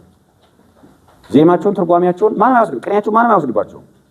ለጊዜው እማሆይ የሚፈልጉት አባሆይ የሚፈልጉት ቤተክርስቲያን ተሳላሚ የሚፈልገው ምንድነው? ለጊዜው አውደ ምሕረት ላይ ወታትሮኑሱን ስትይዝ በሚሰማው ቋንቋ መልእክት ይነግረኛል። ማህሌት ስትሆን እዛው ማህሌቱ ላይ አሉ እኔና ከእናንተ ጋር እግዚአብሔር ይሰማል፣ እኛም እንሰማዋለን፣ ደስ ይለናል። መምህራኖቻችንም ይሰማሉ፣ ደስ ይላል። ምዕመናኑም በዛን ጊዜ በደስታ ነው አብረውን የሚሆነው በእልልታ። አውደ ምሕረት ላይ ስንወጣ ግን ምን እናደርጋለን ማለት ነው? መስተካከል እንልመድ። ምክንያቱስ ሲባል አንዱ ፈተና ይሄ ሆኖ ተገኝቷል። ስልጠና ያስፈልገበትም ዓላማ ለምሳሌ የጳውሎስ ተማሪዎች የጳውሎስ ትምህርት ቤት ዋናው ዓላማ ያልተማሩን ሰው አምጥቶ ማስተማር አይደለም። የተማሩን ሰዎች አምጥቶ ምን ማድረግ ነው? ማሰልጠን ነው። በቀላሉ ማብቃት ነው፣ አቅም መስጠት፣ ዘዴ ማሳየት ነው ማለት ነው። እና ለዚህ ዘዴ ይሄን ትጠቀማላችሁ። ለወደፊቱ እየተመካከርን አንዳንድ ነገሮችን የበለጠ መነሳሳት እንዲፈጠር የበለጠ አውደ ምሕረት እንድትወዱ መድረክ እንድትወዱ መድረኩን ዝም ብላችሁ ደግሞ በጭፍኑ አትውደዱት፣ ፍሩት። እኔ ደጋግሜ ተናግሬያለሁ። መሰዊያ ነው። በቃ ዲያቆን መንበር አይነካም ማለት በቃ የማይችል ሰባኪ አውጥቶን ሳይንካ ልክ መንበር ዲያቆን እንደማይነካው ማለት ነው። ራቁ፣ እግዚአብሔርን መፍራት ልመዱ። ካልተዘጋጃችሁ የማትችሉት ሙያ ከሆነ ተውት ማለት ነው። አሁን የኔታ ወጥተው እዚህ ዜማውን አሉና ድረስ ከሰላሙ ድረስ ለምን? ስለሚችሉት ሙያቸው ስለሆነ አቃለቀ። ልክ እንደዛ ሲኖራችሁ ውጡ። እግዚአብሔር ደስ ይለዋል፣ ምዕመናንም ይጠቀማሉ። ከሌላችሁ ደግሞ መማር ልመዱ። የፈለገውን ያህል ጊዜ ይውሰድ ልመዱ። ራሳችሁን እሹት ማለት ነው። መጀመሪያ ራሳችሁን በደንብ ቀጥቅጡት ማለት አሰልጥኑት ማለት። ከዛ በኋላ ተስማሚ ሰው ብቃት ያለው ሰው ሆናችሁ ትወጣላችሁ። እና ለዚህ ምክር ነው አሁን የኔ ጫናዬ አብዛኛው ምክር ነው። ዘዴ ላይ በጣም ጎበዞች ሆኑ። ምክንያቱም ሙያ ሰልጠናችሁ ተመራችሁ ስለምትመጡ ማለት። እግዚአብሔር ይስጥልኝ። ለዛሬ እነዚህ ምክሮች ይበቁናል። ሐሳቦችንም እነዚህም ከአንዱ አርካን ውስጥ ከ14ቱ ተግባራት 5ቱን አይተናል ለዛሬ። ለሌላ ጊዜ ደግሞ ወይም እልክላችኋለሁ በቴሌግራም ምናምን የምትገናኙበት ካላችሁ በቴሌግራም እችን ጽሁፍ እልክላችኋለሁ፣ ታነባላችሁ። እግዚአብሔር በሰላም ያገናኘን። ሰላም ሆኖልኝ። አንድ ሁለት ሰው ጥያቄ ልቀበል መንገድ ካለ ማለት ነው። እሺ፣ አንድ ሁለት ሰው ግሪኩ ጋር ይቀርባል አይቀርም ሳይሆን እኔ የተናገርኩት እንደውም ከግሪኩ ጋር ቀጥታ የሚገናኝ ነው፣ የግዙ ነው። አሁን ጥናቱን አጋጣሚ እኔ አንብቤ አይቼ አይደለም በረከት ሲያነሳው ከዛ አየሁት። የኛን ግዝም አየው። በእንዴት ነው ታገኙት ይችላል? ግዙ ለግሪከኛው ቅርበት ስላለው እንደውም ማረጋገጫ ማርጉት ግሪከኛ ላይ መድረስ ላይጠበቅባችሁ ይችላል የሚል ነው ያነሳሁት። ሌላው ዘዴውን በተመለከተ የዘዴ ትምህርት አርጎ ማቅረብ ይቻላል። ኮርስ ለምሳሌ ቢሆን ይሄ 8 እርከኖች እንደ አንድ የማስተማሪያ እንደ አንድ የመጽሐፍ ቅዱስን የማጥናት ዘዴ ስልቶች ሆኖ ሊመጡ ይችላሉ። ወይም የሆነ ማስተማሪያ የሆነ ኮርስ ውስጥ ምዕራፍ ሆኖ ሊመጡ ይችላሉ። አንድ ምዕራፍ ወይም 2 ምዕራፍ ሆኖ ሊመጡ ይችላሉ። ለምሳሌ አስተማሪዎች ምንድነው የሚያደርጉት? መጀመሪያ ከሌላ መምህር ይቀበላሉ። ሁልጊዜም ቢሆን አስተማሪዎች ከሌላ መምህር ይቀበሉና የተቀበሉትንና ራሳቸው ያገኙትን አዳዲስ ነገሮች ምን ያርጓቸዋል ማለት ነው? ያዋሃዷቸዋል። የኔ አጋጣሚ ሆኖ ወደ ኋላ ተመልሼ በአፍ መፍቻ ቋንቋዬ ባንበብ ምንድን ነበር የምሆነው ወደሚል ወደ ኋላ ተመልሼ ነው ቸክ ያደረኩ እንጂ ዘዴዎቹን ከዛ በኋላ ተመልሼ ስመጣ አንድ ባንድ እንዴት ኦርደር ላርጋቸው ብዬ መጽሐፍ ሳልፈልግ አስተማሪ ሳልፈልግ ሌላ ሳልፈልግ ካለፉ በኋላ አስተማሪ ሆኜ ጳውሎስ ማነው ከሳቴም ሳስተምር ኖሬ ስብከተ ወንጌል ጊዜ አሁን ለምሳሌ ታሸቱ ጋር መጀመሪያ ይሄንን የሞከሩት ጊዜ እነዚህ ድርከኖች የሞከሩ ጊዜ ታሸቱ ጋር የስብከተ ወንጌልና ሐዋርያዊ ተልእኮ መምሪያ ኃላፊ ነበርኩ። ያኔ ነው የሞከሩት። እንደዚህ አይነት ነገሮችን ለእናንተ ማስረዳችሁ ለጀማሪ አንደኛ ስትረዱ ጀማሪውን ስትረዱ እናንተ ቅኔም ብታውቁ መጽሐፍም ብታውቁ ትርጓሜም ብታውቁ እሱን ወስዳችሁ ብጭኑበት አይሄድም ስለማይደርስ ምን ጀምሩ ነው እኔ እያልኩ ያለሁት። ወደ ኋላ ተመለሱና ምንም የሌለውን ሰው አስጀምሩት። ስጃ አታስጀምሩት ደግሞ የበለጠ ውጤታማ የምትሆኑ ምን ስትሆኑ ነው? እናንተም ራስ ወደ ዜሮ ተመለሳችሁ ኤክስፒሪየንስ ብታረጉት ነው። አሁን ለምሳሌ እኛ እንዴት መጽሐፍ ቅዱስ በአፍ መፍቻ ቋንቋችን ስናነብ ምን ጥቅም አለው የሚለውን በቲዮሪ ማስረዳት ከባድ ነው። ስለዚህ እኔ ምን አደረኩኝ? ወደ ኋላ ተመልሼ በአማርኛ ቋንቋ ደጋግሜ እያነበው መላልሼ እያነበው እያሰላሰሉ እያነበው ቸክ አደረኩት ማለት ነው። በዚህ ምክንያት ጠቀመኝ። ለኔ ለራሱ ከግሪከኛውም ከእንግሊዘኛውም ከአማርኛውም ከግዙም ከእንግሊዘኛውም ጋር ሆኖ አማርኛ ቋንቋ ሶስተኛ ቋንቋ ሆነልኝ። ግን ወደ ግዕዝና ወደ እንግሊዘኛ ከመሄድ በፊት ሁለቱን ቋንቋዎች በደንብ ስለምችላቸው ከመሄድ በፊት ምን አደረኩ? አማርኛ ላይ ትኩረት አደረኩ። ስለዚህ አንዱ ይሄ ነው። ሁለተኛው እና መጀመሪያ ላይ ያነሱት እንደዚህ አይነት ጥናት ሄዶ ለምሳሌ በአፍ መፍቻ ቋንቋ አንድ መጽሐፍ አንድ ቋንቋ ብቻ ተጠቅሞ አንድ ሰው ሰባኪ ሊሆን ይችላል ወይ ቢሰብክ ሴት ሊሆን ይችላል ወይም አስተማማኝ ሊሆን ይችላል ወይ ለሚሉት ይሄ ትክክለኛ ጥያቄ ነው፣ ጥንቃቄ ነው። ላልተማረ ሰው እንዲሰብክ አይደለም የምናስተምረው፣ ስምንቱንም እርከኖች እንዲያልፍ ነው የምናስተምረው። ለእናንተ ግን ለህዝብ የያዛችሁት አይደል ስምንቱ እርከኖች ጋር ሰባተኛው እርከን ምንድን ነው የሚለው? ለምሳሌ ሰባተኛው እርከን በግሪከኛ ቋንቋ ቸክ ማድረግ ነው አይደል? ሰባተኛው እርከን ለምሳሌ እናንተ ተውትና በግዕዝ ቋንቋ እርከን ቸክ አድርጉት። ጨርሳችሁ ማለት ነው። ግዕዝ ቋንቋ ላይ ትችላላችሁ አትችሉ? ትችላላችሁ። ስለዚህ ቸክ አድርጋችሁ ሰባቱንም እርከኖች መውጣት ትችላላችሁ እናንተ። ስትችሉ ግን ለእናንተ ለጥናት ለእውቀት ነው የሚጠቅማችሁ እንጂ ለስብከት አይጠቅማችሁም። ያ ለስብከት ምንድን ነው የሚጠቅማችሁ? ከህዝቡ ጋር በቀላሉ የሚያገባባችሁ ምንድን ነው? በአፍ መፍቻ ቋንቋ የህዝቡ አፍ መፍቻ ቋንቋ ምንድን ነው? የኔ አፍ መፍቻ ቋንቋ ምንድን ነው? ህዝቡና እኔ እንገናኛለን ነው፣ እሱን ተወስናላችሁ። ከዛ በኋላ ልክ እንደ ህዝብ በአፍ መፍቻ ቋንቋችሁ እያነበባችሁ ትለምዱታላችሁ። ከቤተ ክርስቲያን የተማራችሁትን ትምህርት ታመጡና ምን ታደርጉታላችሁ? ከትምህርት ዝግጅታችሁ ጋር ከስብከት ዝግጅታችሁ ጋር ታዋህዱታላችሁ። ዛሬ ላይ መስበክ ትችላላችሁ። ምንም እውቀት የሌለው ሰው እኮ ሲጀመር ማንበብ የጀመረ ሰው ሰባኪ እኮ አይሆንም። ይሆናል እንዴ? ይችላል አይችልም? አይችልም። ሲጀመር ስልጠና ይፈልጋል፣ ካህንነት ይፈልጋል፣ ዲቁና ይፈልጋል፣ ፈቃድ ይፈልጋል። ዝም ብሎ መድረክ ላይ አይወጣም። እኛ ግን ተመልሰን እነዚህን ዘዴዎች ስንጠቀማቸው እኛን ሰባኪ የሚያበቃል ለምንድን ነው ስትል ስለምናውቅ ያወቅነውን ሁሉ እንዳንጭንባቸው ይከለከለናል። ታያቷ ይሄን ዘዴ የምፈልገው ለምን እንደሆነ ታወቀ ለመገደብ ነው እንጂ አቅም ለመስጠት አይደለም። ለኛ ዘዴው ገዳቢ ነው የሚሆነው። በአፍ መፍቻ ቋንቋ እንለምድና እንለማመድና በቀላሉ ዕውቀታችንን ምን እናደርገዋለን? ለምሳሌ በግዕዝ ቋንቋ ደጋግመን መጥቀሳችንን ያስተውናል። ምክንያቱም በአፍ መፍቻ ቋንቋችን አጥንተናል። ወይ ዕብራይስጥ ወይ ግሪክ ወይ አንድምታ እንዲህ ይላል ማለታችንን ያስተውናል። ምክንያቱም አጥለናል። ከአንድምታው ምን ወስደናል? ከግዕዙ አጥፍለን አሁን ባላችሁበት ለጀማሪ ለማንኛውም ሰው መጽሐፍ ቅዱስ ለማያውቁ ሃይማኖትን ለማያውቁ ሰው መጽሐፍ ቅዱስ ማንበብ ራሱ እንዲያድግና ሰባቱን ምልክት እንዲጨርስ ነው የምናስተምረው እንጂ መስበክ አይደለም የምናስተምረው። አይቻልም በዛ ላይ ማለት ነው። ሰባቱን ምልክቶች አይደለም 17 አሁን እዚህ ከመርከን አንድ ማለት ከርከን አንድ 4 ነው 5 ተግባራት ብቻ ነው አይደል? በእነዚህ ላይ አይደል ሰባቱን ምልክቶች ጨርሶ ቢወጣ ላይ ሳይክ ይችላል ስለማይሆን ማለት ነው። ስለዚህ ስብከትና ዘዴ እንዴት ይለያል? ስብከትን ከዘዴ ማን ስብከትን ከትምህርት ትምህርትን ከስብከት እንዴት ነው የምንለየው? በቀላሉ ሴንስ ማድረግ ይቻላል። ይሄንን በቀላሉ ማለት ነው። ለምሳሌ የስብከት ዘዴ ትማራላችሁ፣ የትምህርት ዘዴ አለ። የማስተማሪያ ዘዴና የስብከት ዘዴ አለ አይደል? ዘዴዎች የተለያዩ ናቸው። ማስተማርና መስበክ ዘዴ አላቸው የራሳቸው ዙሮ ማለት ነው። እነዛን ዘዴዎች ስትጠቀሙ ስብከቱ ስብከት ነው ወይስ ትምህርት ነው የሚለውን መለየት ይቻላል በቀላሉ ማለት ነው። እኔ ሁለቱንም ስልጠና ወስጄ ሁለቱንም ካየው በኋላ እንደዚህ አይነት ነገር ሲመጣ ውጤታማ ሆነ ያገኘሁትን አንድ ነገር ልነግራችሁ እችላለሁ። እሱ ምንድነው? በስብከትና አሁን እንደዚህ አይነት ኦዲየንሱ እንደዚህ አይነት ሲያጋጥማችሁ አሁን ለምሳሌ እናንተ መምህራን ናችሁ፣ ተማሪዎች ናችሁ፣ ዝግጅት ላይ ያላችሁ አቅም ያላችሁ ስብከት አትፈልጉም። ግን ምን እናደርጋለን? ዕውቀት እንጨምርና ዘዴ እንጨምርና ዕውቀት ስንነግር ቆይተን ከዛ በኋላ ምን እናደርጋለን? ወደ ህይወት እናዋህደዋለን። ወደ ህይወቱ ስናዋህደው ወደ ስብከት ስንቀይርበት ላያውቀው ይችላል። ረቡዕ እስኪ የምትከታተሉ ነው ይላል አሁን የሚከታተሉ አሉ። ረቡዕ ትምህርት ነው ወይስ ስብከት ነው? እኔ የማረገው አልሰብክም። ስብከቱን ስቀይረው ታውቁታላችሁ። የቀየሩበትን ሰዓት እኔ አስቤበት ነው የምቀይረው።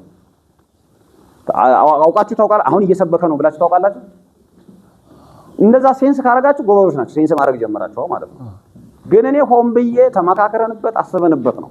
የራሱ ብፁዕ አባታችን እየሰበካቸው እኮ ነው ይሄም አይሆንም መምህራን እኮ ናችሁ ሲሉ ራሱ ተከታታዮቹ ተማሪዎቹ ምን አሉ? ብፁዕ አባታችን ይሄ አይመለከተውም ዝም ይበሉ፣ ሌላ ይምከሩን። ይሄን አውቀንበት አስበንበት የገባ ነው ያስጠናል። ከዛ በኋላ ግልጽ ካረገልን በኋላ ይሰብከናል።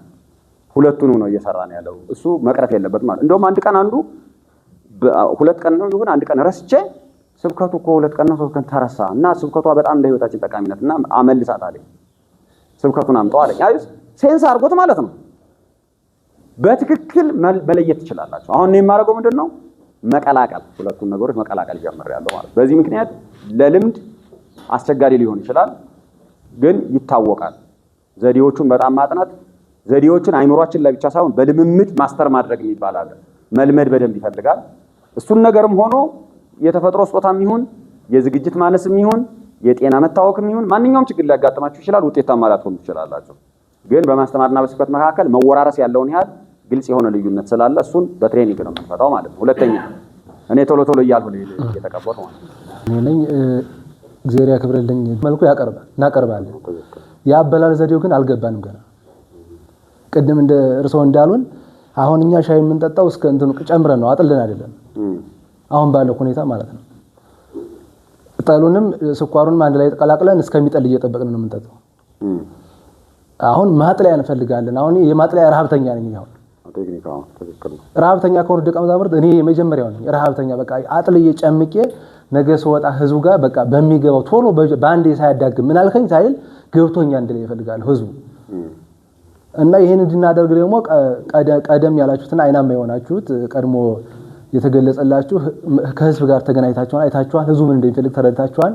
ህዝቡ ዋጋ ከፍሎ ነው ወደዚህ የላከን። የዛሬ 40 ዓመት 50 ዓመት ከመቀነታቸው አውጥተው ያስቀመጡ ሳንቲም ነው ዛሬኛ እያስተማረን ያለው። ስለዚህ አሁን ላይ ህዝቡ ያለበት መከራና ችግር ታውቆ እኛ ምንም እንኳን እነሱን ባንመጥናቸውም ከስር እንደምቦሳ ከፊት መሰናከለም ሆነ አንዳንዴ ብንመክራቸው የእናንተ ገዛ ያስፈልጋልና እንደው በሳምንት አንዴ ካልቻሉ በ15 ቀን አንዴ እንዲገኙልን በደቀ መዛሙርቱን ቃል ቢገቡልን ብዬ የጥያቄ ምልክት ነው ማድረገው። ጨርሻለሁ። ሀሳብ ስለሆነ ሂደትም ስለጥሩ ነው። የእናንተም የጠቀማችሁን ነገር እያየው ነው። እኔም ደግሞ በረከት ነው። አንድ ቀን እንጨምርልናለን፣ 2 ሳምንት እናደርገዋለን። ከዛ ምናልባት እስከ ሰኔ ድረስ አይተን ከሰኔ በኋላ መስከረም አቅደንበት ተዘጋጅተን አጥተን እናየዋለን። እና ሀሳቡ ጥሩ ነው። እኔ እናንተ ኃላፊነት ይሰማችሁ። በምንም አይነት መንገድ ኃላፊነት የማይሰማው ሰው መለወጥ የማይፈልግ ሰው መለወጥ አይችልም። በፈለገው መንገድ ማለት አንደኛ እድል ነው፣ እድሉን ተጠቀሙበት። ሁለተኛ ኃላፊነት ይሰማችሁ። ኃላፊነታችሁ ደግሞ ከደሞዝም ይለፍ ከፌሮልም ይለፍ ከእንጀራም ይለፍ ህይወት አለበት።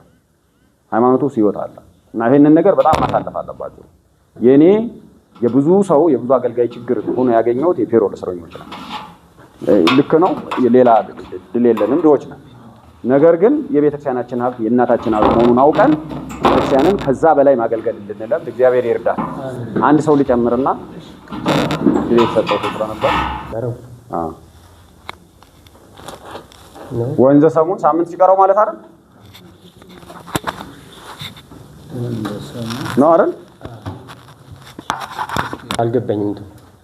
አምናም ተነስቶ ነበር ግን ያቂው እንትን አላለም። የቋንቋ ነው ችግር የለውም። ቋንቋ ችግር የለውም። ሐሳቡ ኢየሱስ ክርስቶስ መቼ ነው የተሰቀለው? ቀጥታ አይደል ይለኛል ማለት ኢየሱስ ክርስቶስ መቼ ነው የተሰቀለው? ዓርብ ነው የተሰቀለው አይደል? ስለዚህ ተጽዕኖ መቼ ነው የሆነው? የተጽዕኖ የምናከብረው መቼ ነው? ዓርብ ነው አይደል? ስለዚህ ቀጣይ ሳምንት ስንት ክርስቶስ ሊሞት ስንት ሳምንት ነው የሚቀረው? አንድ ሳምንት ነው አይደል የሚቀረው? ስለዚህ ቀጣይ በሆሳዕናና በክርስቶስ ሞት መሃል ስንት ሳምንት ነው ያለ? አንድ ሳምንት ነው ያለ። ከትናንትና ዓርብ ጀምሮ እስከሚሰቀልበት ነው። እስከሚሰቀልበት ድረስ ያለው ማለት ነው። በዓለ ፋሲካ ነው ያለ፣ ቅዳሜ ነው ቀጥሎ ያለ ፋሲካ። ፋሲካ መቼ ነው የነበረ የሚለው ራሱ ጥያቄ ስላለው ሐሙስ ነው የነበረ፣ ዓርብ ነው የነበረ ወይስ ቅዳሜ ነው የሚሆነው ይላል። ሰንበት ነው እንዳይሆን የተፈለገ እንጂ ፋሲካ በዓሉ መቼ ነው የነበረ የሚለውን ማወቅ አለባቸው። ሐሙስ ነበር አይደል ፋሲካ በዓል ራሱ በዓለ ፍስክ አክብሯል አይደል? ስለዚህ በበዓለ ፍስክ ላይ ነው ስጋው ደግሞ የሚሰጡት። ቸክ አድርጓቸው። እያንዳንዱን ነገር ሲያደርግ ያደረገበት ቀንና ሊለውጥ የፈለገውን ቀን እያንዳንዱን በዕለቱ ነው ያደረገው ነው የሚለው። ለምሳሌ በዓለ ፍስክ በሚከበርበት ቀን ቀጣይ ፋሲካን በዓል ነው እንዳለ ሊቀየረው ማለት ነው። እና የስጋው ደግሞ ሲሰጥ ቀጣ ነው እየተካው እየሄደ የነበረው ማለት ነው። እና ያንን የአንድ ሳምንቱን ነው የሚፈልገው ማለት ነው። በክርስቶስ ወደ ኢየሩሳሌም የወጣበትንና ክርስቶስ ለመስቀል የሚወጣበትን ሁለቱን በኢየሩሳሌም በምስጋና በወያይቱና በውርንጫው ተጭኖ የወጣበት ቀንና ቀጥታ መስቀል ተሸክሞ የወጣበት ቀን ሳምንት ናቸው ማለት ነው። እሱን ነው የወከለ ያለው።